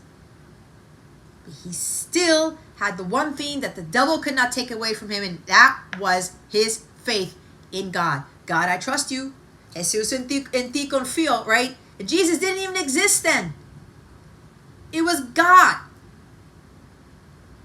What did God do? He blessed Job with that inheritance because he knew if Job just passes this, if he still has that faith in me, I'm going to give him double than what he had. That's exactly what Job got. And this is exactly what some of you are in right now, or what you need to realize about when you jump off of that 3D world, the 9-to-5 job, whatever this is for you that God's telling you to leave. You will go through that wilderness season. You will go through that dark period. But you still need to have your faith. And every time something goes wrong, you're going to be okay. You're going to be in the present moment. You're going to say, God, I truly have faith in this and in you. I'm going to be just fine because you always pull me out through this every time. But that requires you to stay the course. It requires you to do your work. It requires you to connect with God at all times. He is what will get you through that uncharted waters, through the storms, through the difficulties, through the labyrinth of life. That is the way. God is the way. And here, the thing is that people think that Jesus is the way. He is the conduit for that to get you closer to God. It's not just all the world revolving around Jesus and everyone's forgotten about Mary Magdalene, even the importance of the disciples. It's not just about Jesus absolving us of our sins and, like, oh, Jesus, this, like, I have faith in you and you are like this entity or whatever, the Son of God, and you're going to bring me out of this. But do you really have faith that you're going to be brought out of it? Do you understand what Jesus was really teaching us? Spirit and truth.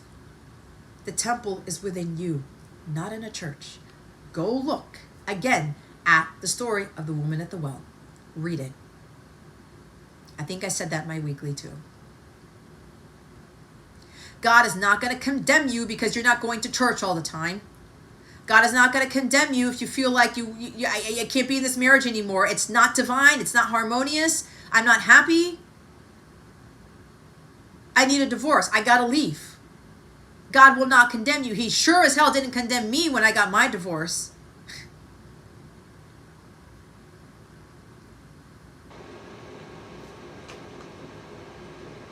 He gave me something way greater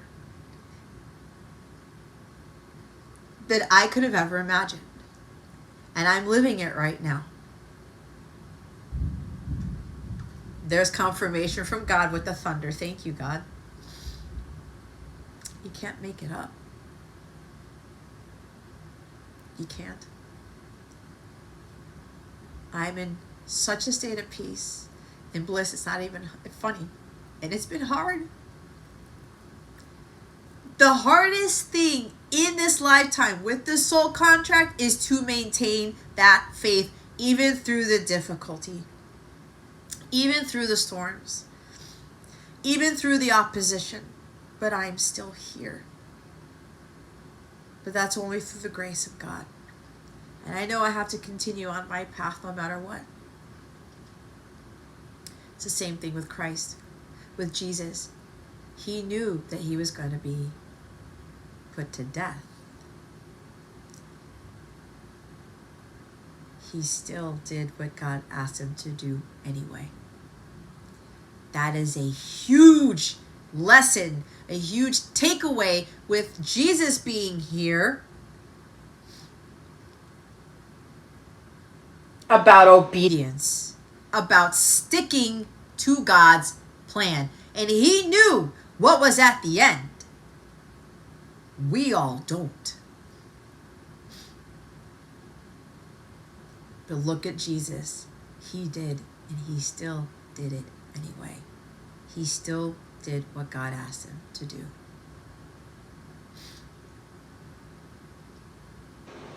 This is what they don't teach in religion,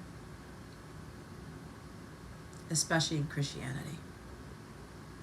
They're so focused on Jesus, save us from our sins. It's sinning, it's sinning, it's sinning, it's sinning. Why are we focusing on that when we should be focusing on winning? We should be focusing on the things that we do right, not what we do wrong. When we focus on the things we do wrong, we are lowering our vibration by doing that. And if we're not fixing those things, if we're fearful of sinning, then we're not really getting into the light and doing what it is that's going to help us to have more faith in God.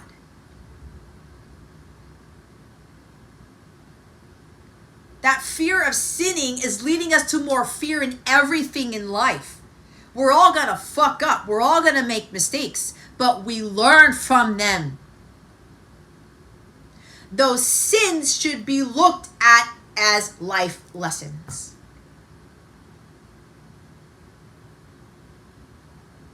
And the sins that religion has presented to us that they deem as sins really aren't sins.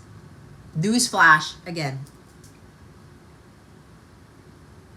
Put that in your pipe and smoke it. Okay?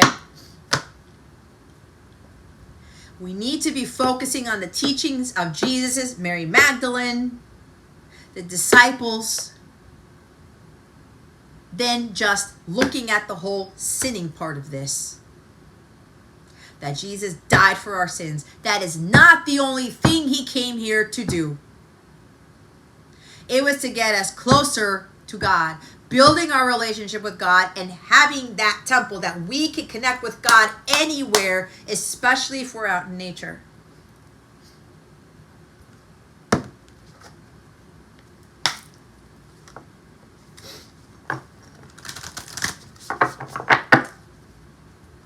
I know for me, God has always really leveled me up. I did a lot of my leveling up and my connecting with God when I spent a lot of time hiking in Maryland and a lot of these other nature trails out there. I did most of that during the pandemic, actually. That's when I came into my gifts. God said, I want you to go out. Do more of this and connect with me. And that's what I did. And that's how, another reason why my gifts were activated. And he would show me some amazing things so that I could teach them. What is a self-care tip for the feminines for the month of June? Because remember, wellness is a big part in this too. Your health builds up a stronger connection with God. Sometimes religion, actually I don't think religion ever says that really. How your well-being and your wellness is of the utmost importance when connecting with God. See, they want you to go to church. They want you to have somebody, you gotta go here to connect with God. Who, again, the woman in the world, the woman in the world, the women at the well, the Samaritan. Right? Was she a Samaritan? Either way, this is besides the point. God said, you don't need a temple to connect with God. It doesn't matter that you're being rejected. He's omniscient, omnipresent, ubiquitous, omnipotent. He is everywhere. He is not just solely in a place of worship. He's here at this altar. He's in me. He's in you. He's in your car, if you allow it. He's in the shower when you're taking a shower. He's in the kitchen with you cooking. He's at the beach when you're at the beach. He is ubiquitous. You do not need a physical building to connect with God. Again, I said it. I stopped going to church years ago. I am way closer to God and way more enlightened than I have ever been in my entire life. I'm at peace. I'm not freaking about one damn thing. Sure, it'll creep up every now and again, but I know how to get back into alignment. And I know who to call upon when I get there. When I get to that place. I go straight to God first. And if God needs me to go to somebody else, then so be it. Because he's told me that too. So even if you watch me, go to God first. And if God tells you to come back to me, then by all means do that. If he asks you to work with me, then by all means. That's being obedient.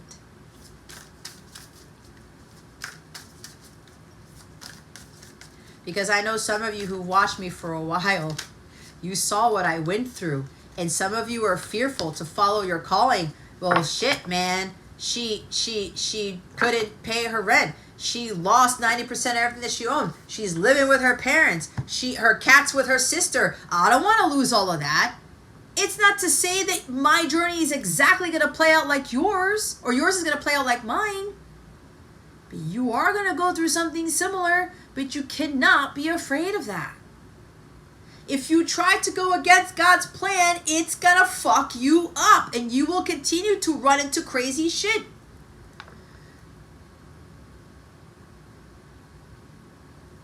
Make an altar. Oh my God, I was talking about my altar. Create your own sanctuary, everybody.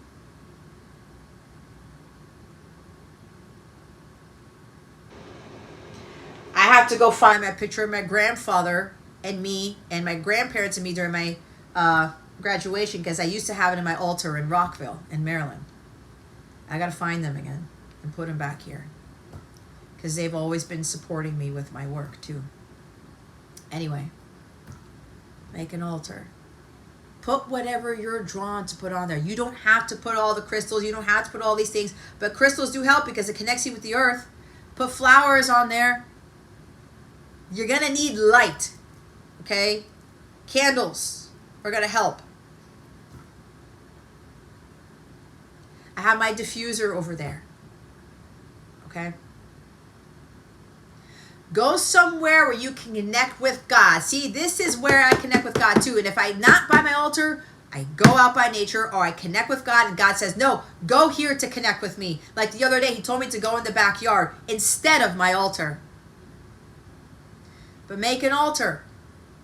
This is not pagan, people, if you're thinking this. There's an altar in churches.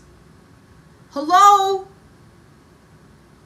There is an altar in a Catholic church, in a Lutheran church, in a Baptist church, in a Presbyterian church. They all have altars, ladies and gentlemen. That's not an evil thing to have. No, we are not worshiping the devil. That's what the dark people do. You are worshiping the light. You're worshiping God. You are connecting with God through that. Put stuff there that will help you. Do your gratitude journals on the altar. Write your journals, your gratitude lists, whatever. Find a place that you can connect with yourself, with God. It's usually why I do most of my readings here, but when God tells me to go do it somewhere else, I will do it somewhere else. But in most cases, I'm connecting with God here. It doesn't have to be anything extravagant. Look, she's got this makeshift table. She's got flowers, you see, and candles. What was I saying? She's got a picture of some sort of goddess above her, above the altar. I have signs behind me, inspirational signs, you name it. My Himalayan salt lamp. I have to get another Archangel Michael statue because he got obliterated. Archangel Raphael's here. Archangel Metatron's here. That's why I surround myself with angels, mainly, because I'm more tied to the angelic realm, because I am an earth angel, amongst other things. So I have the angelic realm here with me. But you can put anything. Do not conform to society by thinking, oh, I want to put Buddha on my altar. That's bad. No. I want to put angels there. I want to put Christ, a statue of Christ there. That's bad. No.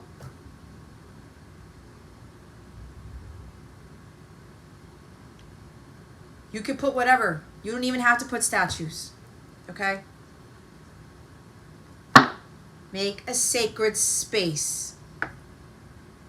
That's somebody's channeling. Emily, if you're here, hi.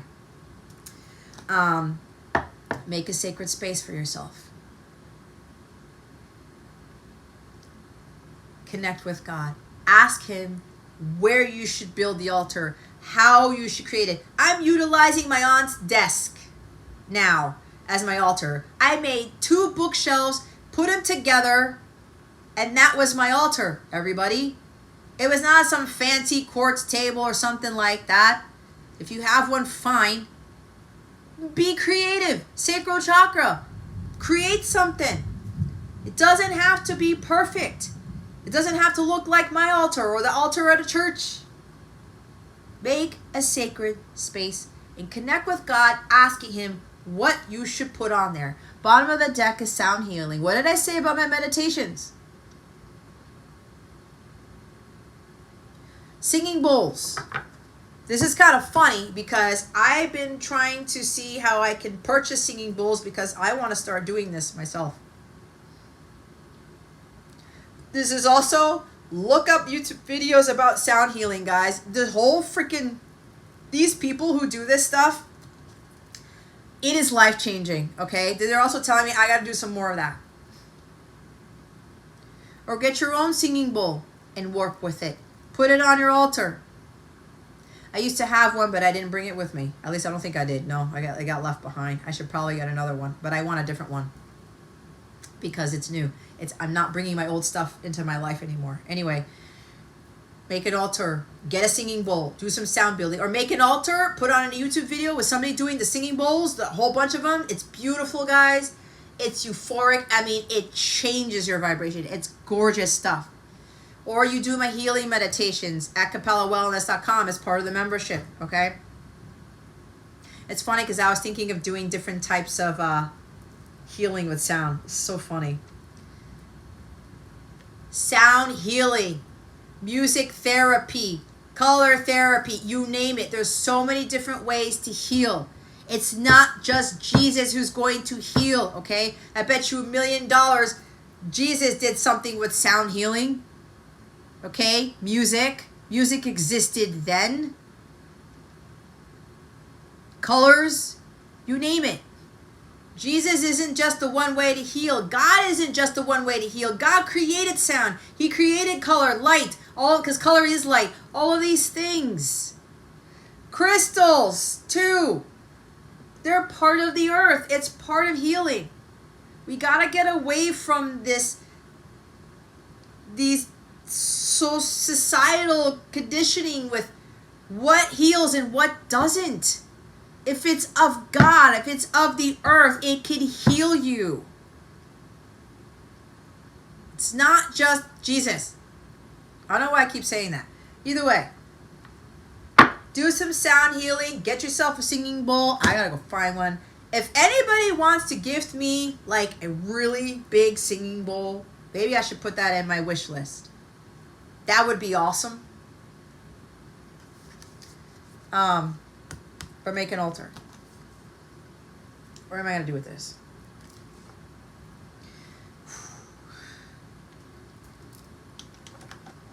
Let's get some guidance. Let's get some more stuff because this is an awesome reading. For those of you who are still here, congratulations. You are well on your way to becoming more enlightened, to be more in alignment with your feminine, divine feminine energy. And you're also helping the masculine in the process. Because the feminine's got to take the lead. All right. What guidance do we have for the feminine collective, Holy Spirit? Please and thank you. Thank you for your wisdom, your guidance, your support, and your clarity. Well, here we go. Expect an overflow of abundance.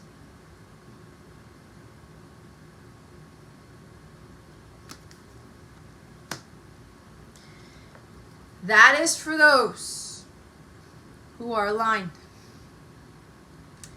This is why when I talk about these readings, there's always 2 different groups.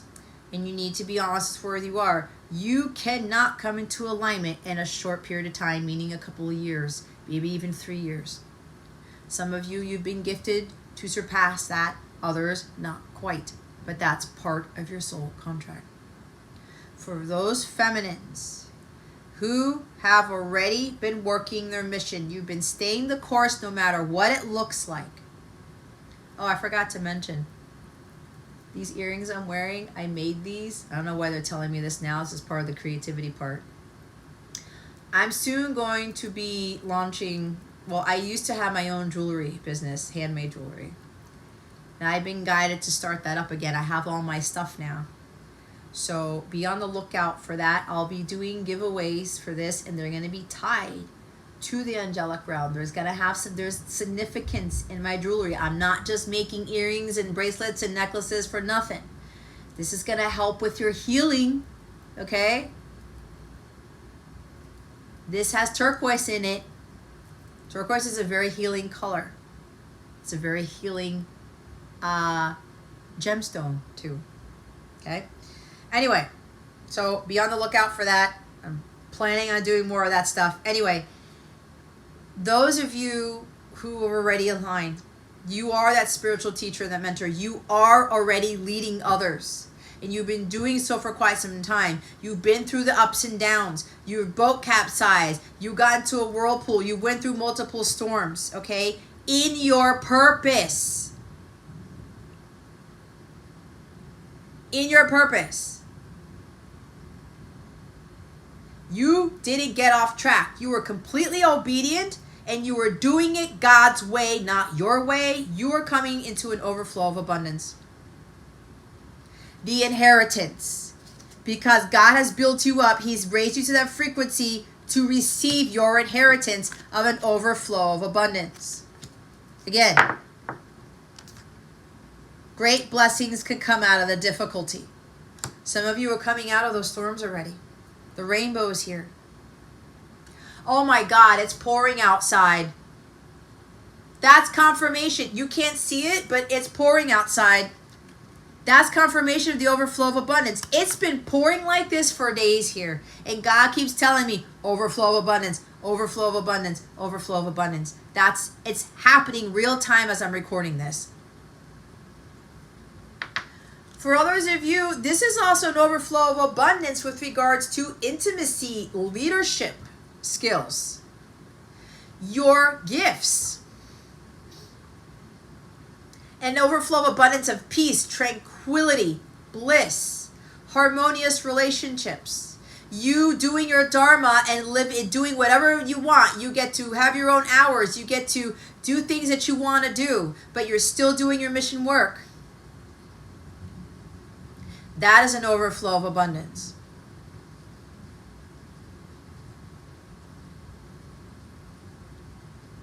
Some of you are expecting abundance without doing the work. Some of you are thinking that you're abundant right now with your salaries or the 9-to-5 job and you're okay with where you're at. God's got stuff way bigger than that when you follow your calling. As a spiritual teacher, mentor, if you're watching me, you're all going to be teachers in some capacity. All of you. And all those difficulties that you're dealing with or you've dealt with right now, you're going to be an example for those to help to get them through their stuff. So some of you are thinking that you're coming into this abundance or you want an overflow of abundance, but you're thinking that when you do your dharma work, your mission work as that teacher, as that mentor, that you're not going to have money. Abundance isn't just about money. I said the money is the last thing to come in because God needs you to see how you deal with the difficulties, especially with the financial hardships, to see how far you can go without having that big bank account that you used to have. Without having a steady stream of income to pay your bills. He's going to see how far you can go with it. And when you can get through that, those uncharted waters, he will bless you with a magnanimous overflow of abundance. In money. That's the last thing to come. But he wants you to experience abundance in harmonious relationships, in peace, in joy, in gratitude, in love, in for yourself and others, in bliss, in happiness. No stress, no fear, no worry. That's an overflow of abundance too. Bottom of the deck is let go of this. Let go of those false beliefs about what abundance is. That you need money to be safe and secure. You need more peace than anything else. You need more happiness than anything else. And when you are at that frequency, watch what God does in your life. But He will test you. He will test you. There's also let go of the fear, let go of the worry, let go of the uncertainty, the anxiety, the moon card, the unknown, the darkness.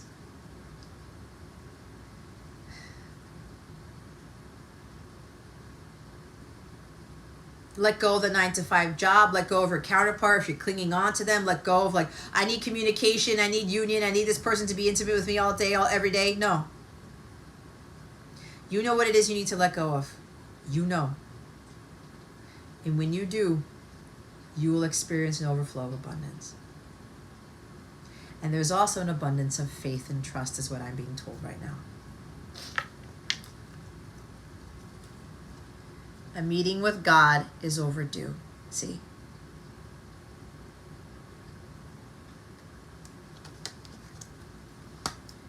Be understanding. Understanding of your counterpart, understanding of yourself, understanding of what God is calling you to do. Be more understanding of the divine guidance that is being passed to you. Top of the deck is you just moved up a level. What was I talking about moving up levels? For the feminines who have been staying the course and you've been through this for a while, everything that I said, you know who you are. You do not have an ounce of fear in you. You have all full of it with faith and trust in God. And when that fear starts to creep in, you can nip it in the bud within like 2 seconds. Some of those feminines who are watching this, you moved up a level by watching this because you stayed the course. You stayed in your leadership role for your masculine, for others, as that teacher, as that mentor, no matter what happened, even when the money wasn't coming in. Even when the results weren't coming in for your hard work yet.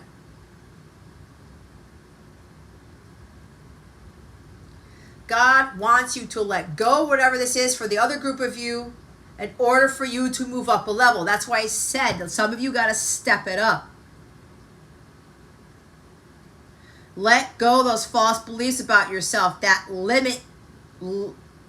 that you are limited to certain things. You're not. God does not have a cap on your salary. He does not have a cap on your life.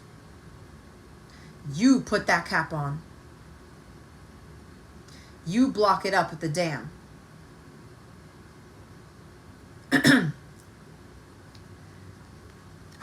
So in order to experience an overflow of abundance, you got to move up a level. You got to step it up.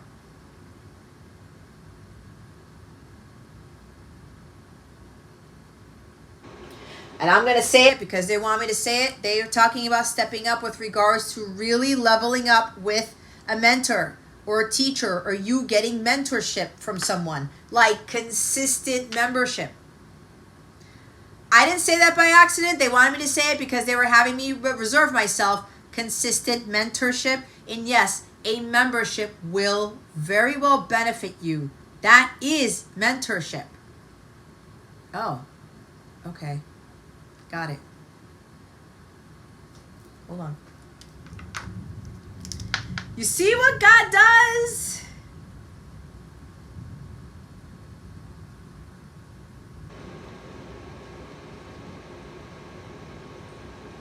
So, memberships are considered mentorships, by the way. And if you don't already know, if you don't have a membership, paid membership already, I give hours worth of guidance, guys. This is not just me doing a daily reading and putting up some cards for 10 minutes, talking for 10 minutes and that shit. Or just giving you cards and that's it. No, I do those weeklies for the free members. Okay? Which I haven't done yet today, which I gotta do.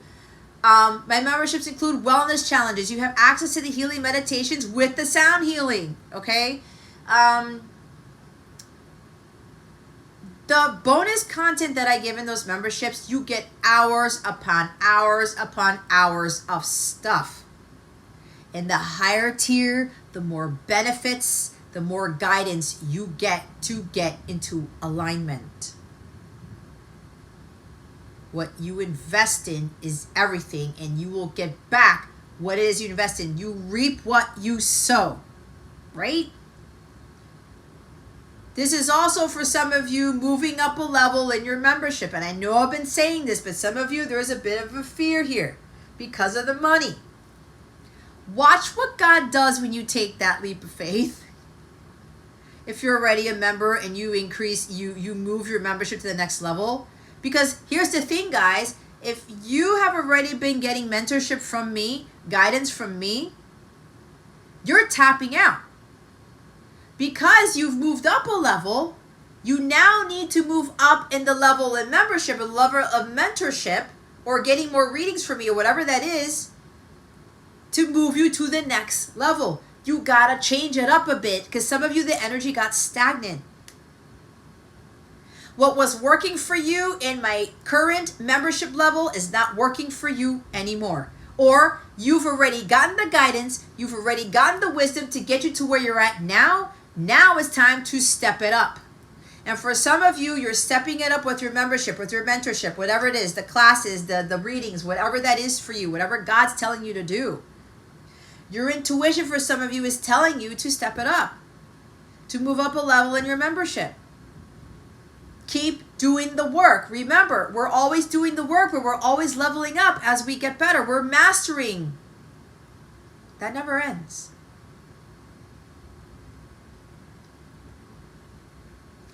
And when you take that leap of faith, that God card's there, the Hierophant, you move up that level.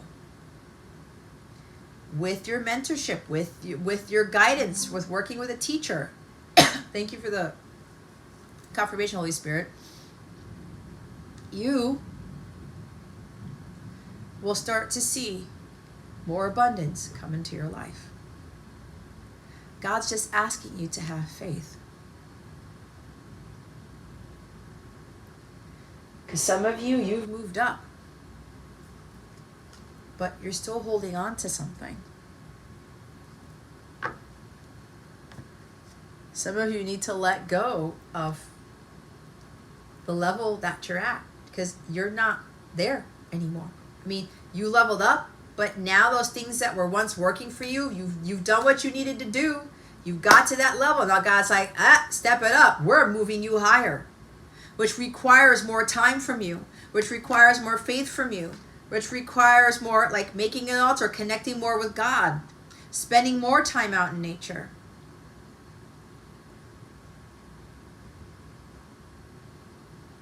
Okay?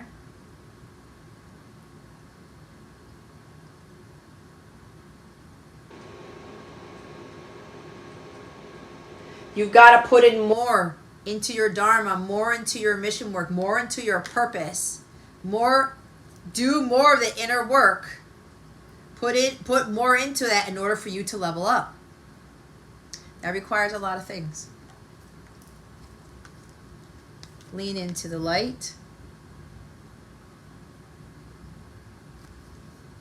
The light of God. Don't give up. Excuse me. Doors are opening up for you. And one door closes, another one opens. When you move past that milestone, past that level, it's like freaking Super Mario, okay? Tekken, Street Fighter, you name it, Mortal Kombat, like Call of Duty. You're even leveling up in your weapons, right? You're leveling up in whatever. You get the point if you play video games. You know when you're going through like Call of Duty, or you're going through like, what am I seeing in Inuyasha? Final Fantasy. You got to level up your health. You got to level up your weapons, your guardian forces, you name it, in order to be able to be ready to meet the final boss and kill it, and that is the devil. For you to reach that level so that you can win the game fully, to receive the rewards, the accolades, the abundance. And what does that require? You know, some of you have to pay money to level up your healing, level up your weapons. Right? You got to acquire this many gemstones and pay the merchant or whatever for it. You get the point. This is what some of you guys are being called to do. That came out of nowhere. That was awesome. Using a video game reference. You see how everything in my life works in my favor and it ties into my mission work? Even my video game days, which reminds me, I brought all my systems back from when I got the rest of my stuff from my sister's house. I need to set up my old PlayStation and my Wii, and I still have the original Nintendo. I gotta see if that thing still works. If it does, that's a miracle in itself. And as I'm doing that, I'm utilizing Micah's Magic Oracle deck from Michelle Thornton. This deck came to me at a very pivotal time in my life, like before I went on vacation with my son and my family. Let's see what other guidance we have. And this is my deck, the one that I just used, but I'm just, you know, waiting to, trying to get the last of the funds to get that into production. And once I get that ducks in a row, duck into production, my printer is the best. I get my copy right away. He sends me the whole shipment the same week or the week after. So I will have that deck really quickly. If you would like to donate to one of my donation methods in the description box below to help me go purchase the order for the decks, I would greatly appreciate it. I really would. May it return to you tenfold. And thank you to those of you who have already done it. All right, once I'm getting closer to my goal of getting that deck printed out, once I do that, I'm going to have a giveaway. My members are going to get a special treat. And then I will be able to have that for sale. That's a very powerful deck, man. I also have a bonus card in it. There's 2 bonus things in that deck. And if you get those 2 at the same time you're utilizing that deck, wow, wow, and wow. I'm not going to say what it is. Anyway, I will do a walkthrough of that deck too, now that I'm being told when I get it. Okay, what did I say? It's time to create. Create. So I was talking about my earrings and all. I already created my deck. I'm just, you know, trusting in God that I will finally have the full amount to go have it printed. You can't make it up. Sacral chakra. That's why you have more sacral chakra cards than you saw, than we got with the other ones. Create, feminines. Create. Make an altar. That's part of creation. Sound healing. Create some sound for yourself. Make your own soundtracks. I don't know. Do something creative. It's an emotional time. Be gentle with yourself. Okay? Don't beat yourself up. And I know I seem coming across as being a little harsh, but this is unconditional love, okay? It is. If I'm triggering you, then I'm doing my job. It's something that you really need to face about yourself, but don't beat yourself up. If you've gone off the path, if you didn't stick with your mentorship, if you didn't stay the course, if you didn't continue to do your healing, whatever this was, you got off track, it's okay. God is telling you, get back on it. Because some of you are struggling with staying on your path. You get the mentorship, you get the guidance, and then you drop off. You get the membership, and then you cancel. And that's okay if you do. No hard feelings, okay? But again, this stuff that I teach, its consistency is key. I don't stop my healing either. I got to keep doing my work as I'm leveling up. Your desires are coming this week.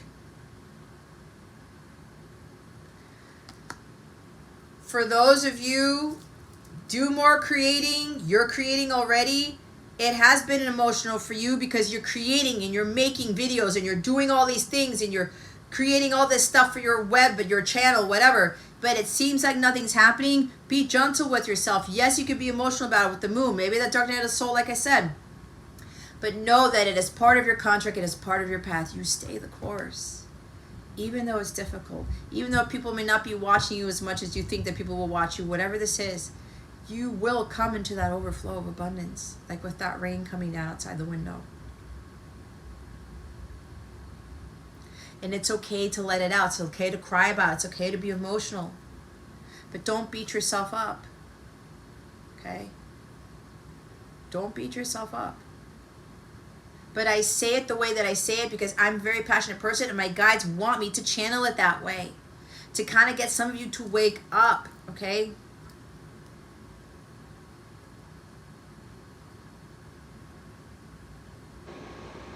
But I do this because if I can get here, you can get here too. I'm here to guide you, to lead you, to mentor you.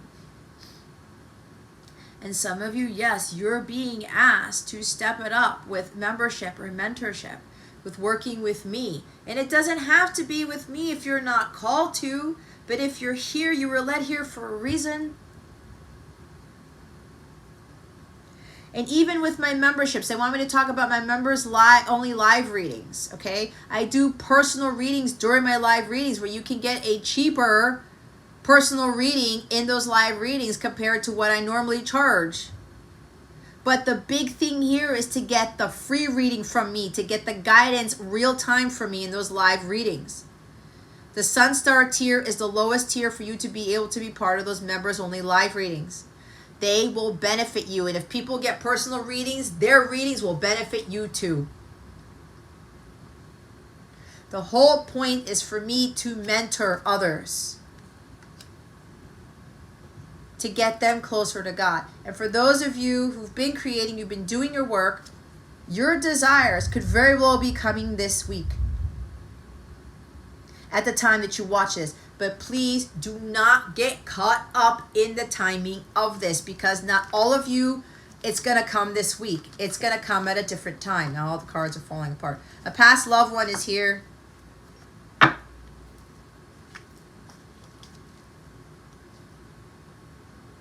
Taurus.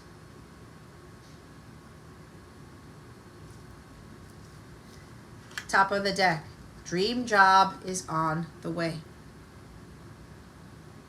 You have a gift, have a talent to create something. That is part of your dream job. We are being told that what we create, anything with creativity, does not pay the bills. It is not the way of living. We should be having 9-to-5 jobs. They're not our dream jobs, guys. All those jobs that I had a freaking nice salary. It wasn't my dream job. I wasn't really creating, let alone helping people. Whatever it is you're being asked to create, it's part of your dream job. Or there's going to be an offer coming in for some of you that because you've leveled up, you're now aligning with what your dream job really is. And you may not know what that is yet. All right. Here's the surprise. I'm going to pull messages from my unspoken words, Divine Masculine Oracle, creation. Okay. I'm very proud of this deck. I'm very proud of the other one too. And when I get the other one when I get copies of those, I'm going to have bundles with these. But if you feel like you want to get this now, by all means, go get your copy. I still have quite a few of these left. If you want to buy this for somebody else as a gift, by all means, you can do that too. This is a very powerful deck. The more you use it, the more powerful it gets. And you will be able to channel some incredible messages that aren't verbatim on what is written on these cards. Okay? This was infused with a lot of light, a lot of my high vibrational energy. The more you connect with this, the more you connect with your inner masculine, your masculine, and with God. I'm telling you, every time I use it, God reveals some amazing shit in these cards. What does the masculine collective want to say to the feminine? And or what does the inner masculine want to share with the feminine collective? And remember when I said turquoise? Blue, healing color. Makes you be more in the flow, tranquility. Water, connecting with your emotions, trusting in your intuition. You look at turquoise waters at St. Thomas, Megan's Bay, you go to some tropical island. It's very soothing and pleasing to the soul, right? Blue is a cooling color. It cools you down. It lowers the anger, the distorted masculine energy. I miss you tremendously. It brings me to tears sometimes. That intimacy thing. They miss being intimate with you, not just physically, but you being there and you talking or listening to music together. All right? I hope you can see that, because I know it's really getting dark in here.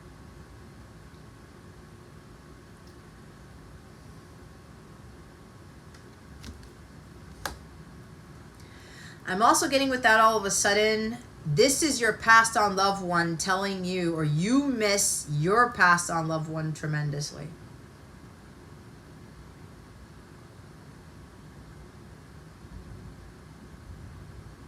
It's like a father figure here. And also I'm hearing that your person misses you too. Your divine masculine, but also your passed on loved one misses you too. This is God speaking to some of you. I miss you tremendously. It brings him to tears sometimes. Wow. Because some of you have fallen off of your path connecting with God. You may have wanted to take your own route and you lost disconnect with God. And God's saddened by this. He wants you to come back to him. I've never gotten that message with that card. And this card came up in the live, I believe, the other day, did it not? See what happens? Some of you also have this yearning to be closer to God, just learning to have more intimacy here.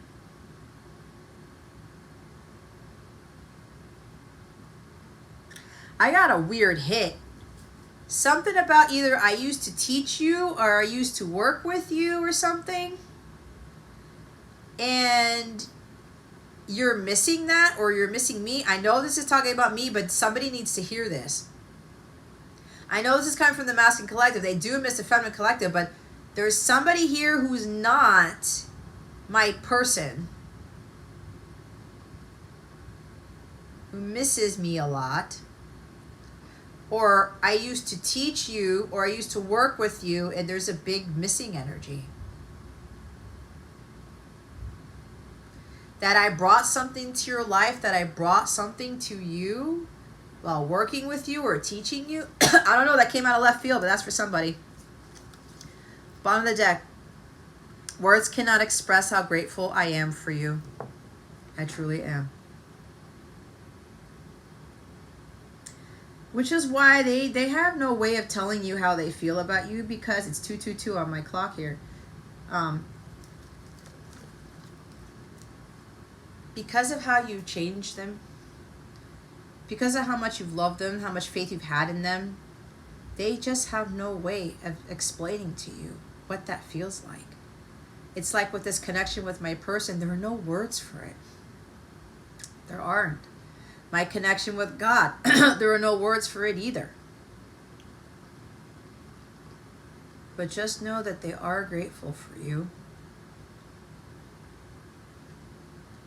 You may be being very emotional because you've disconnected from God, or you got off the course. But that's okay, it happens.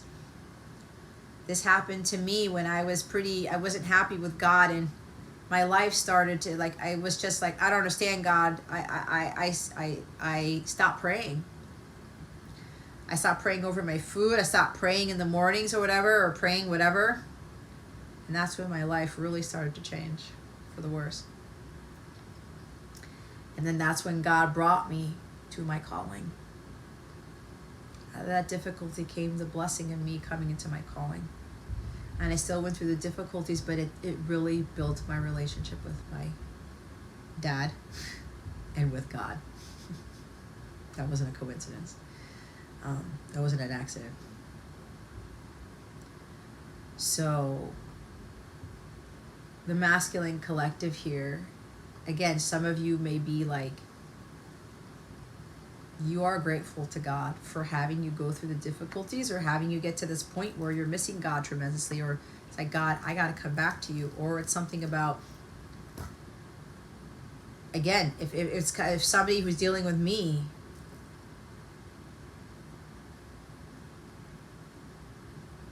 I may have mentored you in a way or taught you in a way to help you with something pretty big. And the words cannot be expressed. It's ineffable. It's very hard to communicate. We cannot get on the masculines, or anybody else for that matter, with the inability to communicate these types of feelings, guys, because again, God wants us to feel this. There's no expression, there's no word that can explain how someone feels. We did it. We are ready, now ready for harmonious sacred union. This is for a much smaller feminine collective, with the masculine collective here, about how things are going to be revealed soon, because the feminines put in the hard work, and there is that solid, stable commitment that God is bringing forth. God is the one who's bringing harmonious sacred union to the masculine and feminine for those who've done the work. And this masculine here is like, they know they're ready for this, but it's like they have no words to tell you how blessed they are to have you, how grateful they are to have you in your life. The fact that with the feminines who haven't seen your masculine, talked to your masculine in a long time, you still changed them significantly, and you still had faith in the connection. They had faith in you, you had faith in them. And the time apart has been so great, it's brought them to tears. But what's also brought them to tears is that you brought them closer to God.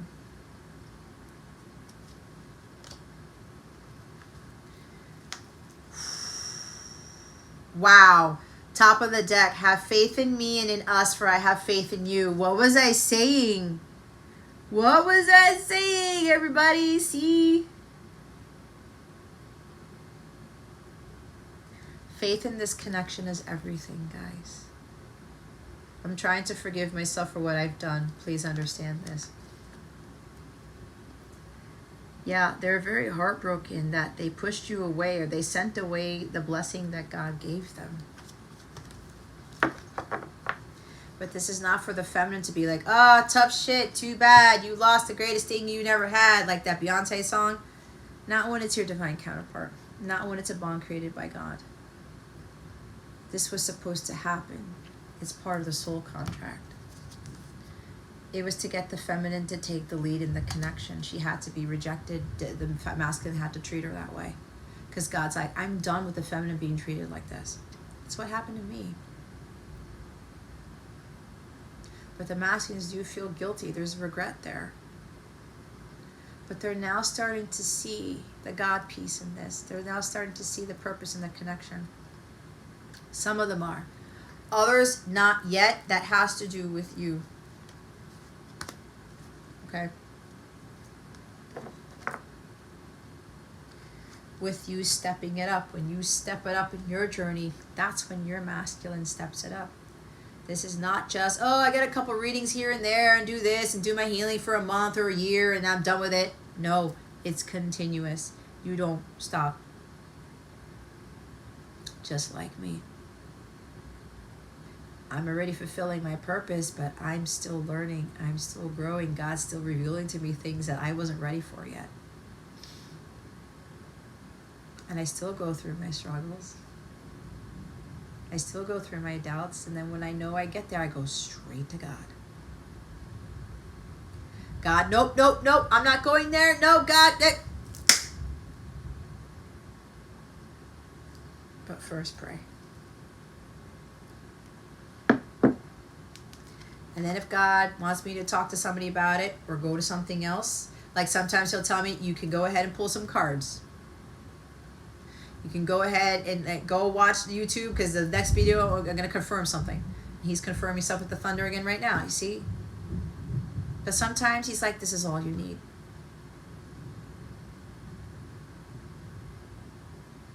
Right?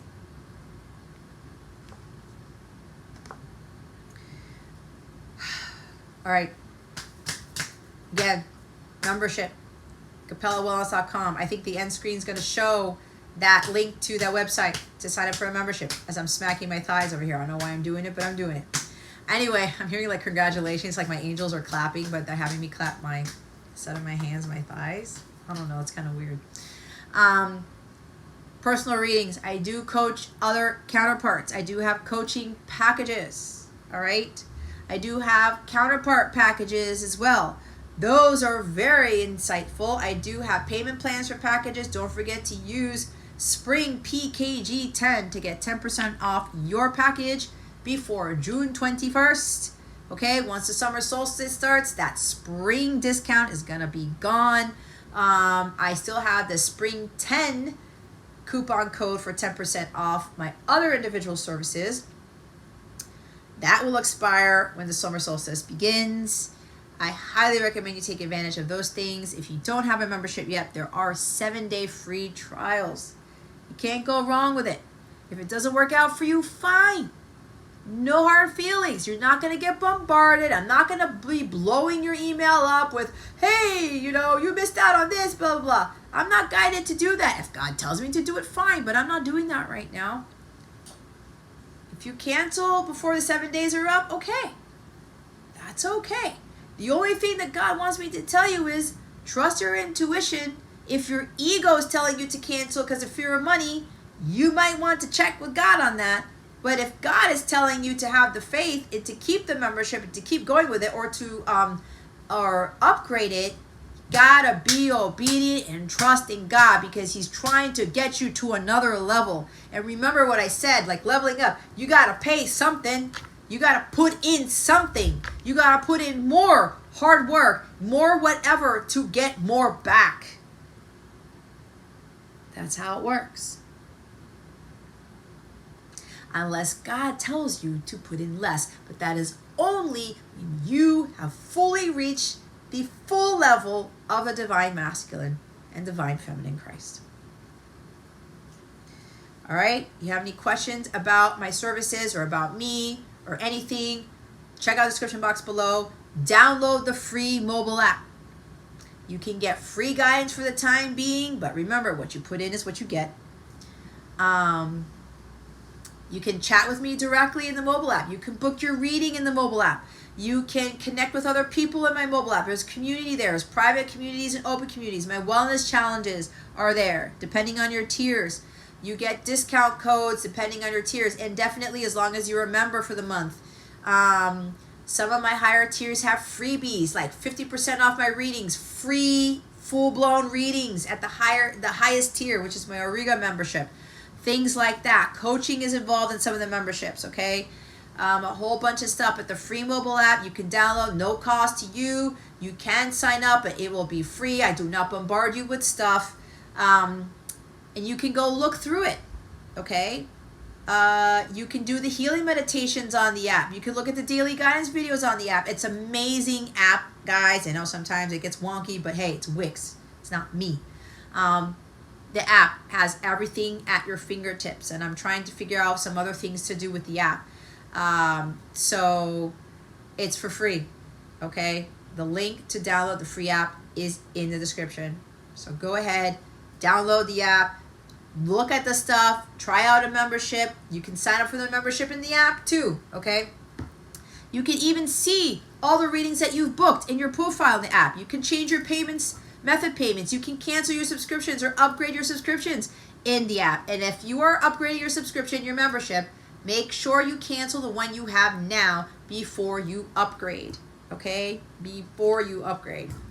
Because Wix still doesn't have the intelligence to figure that out. And I can't do that because I am using Wix's platform for right now to have my app, okay? I do pay for that with my website. Anyway, download the app, Can't go wrong with it. I do give weekly guidance on that app for free. All right. There are free forums there, free communities that you can access.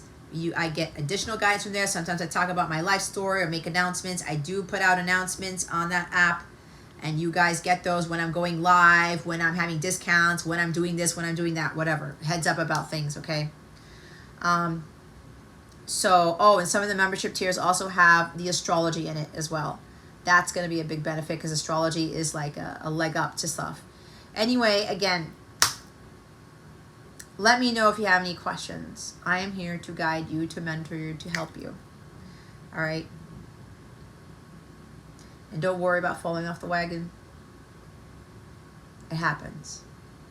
Okay? But now is the time to step it up. All right? All right, Feminines, that concludes your reading for the month. Thank you so much for being here. Thank you for watching, liking, subscribing. Why I don't say that. Let me rewind. It doesn't have to be perfect, but still. This concludes your reading. Thank you so much for watching, for sharing, whatever, for illuminating that thumbs up button. I would greatly appreciate it. That's what I want to say. I wish you the best today. And always, I send you so much love. And I hope I illuminated your well-being today. Again, this is Jess from Capella Wellness, starting out.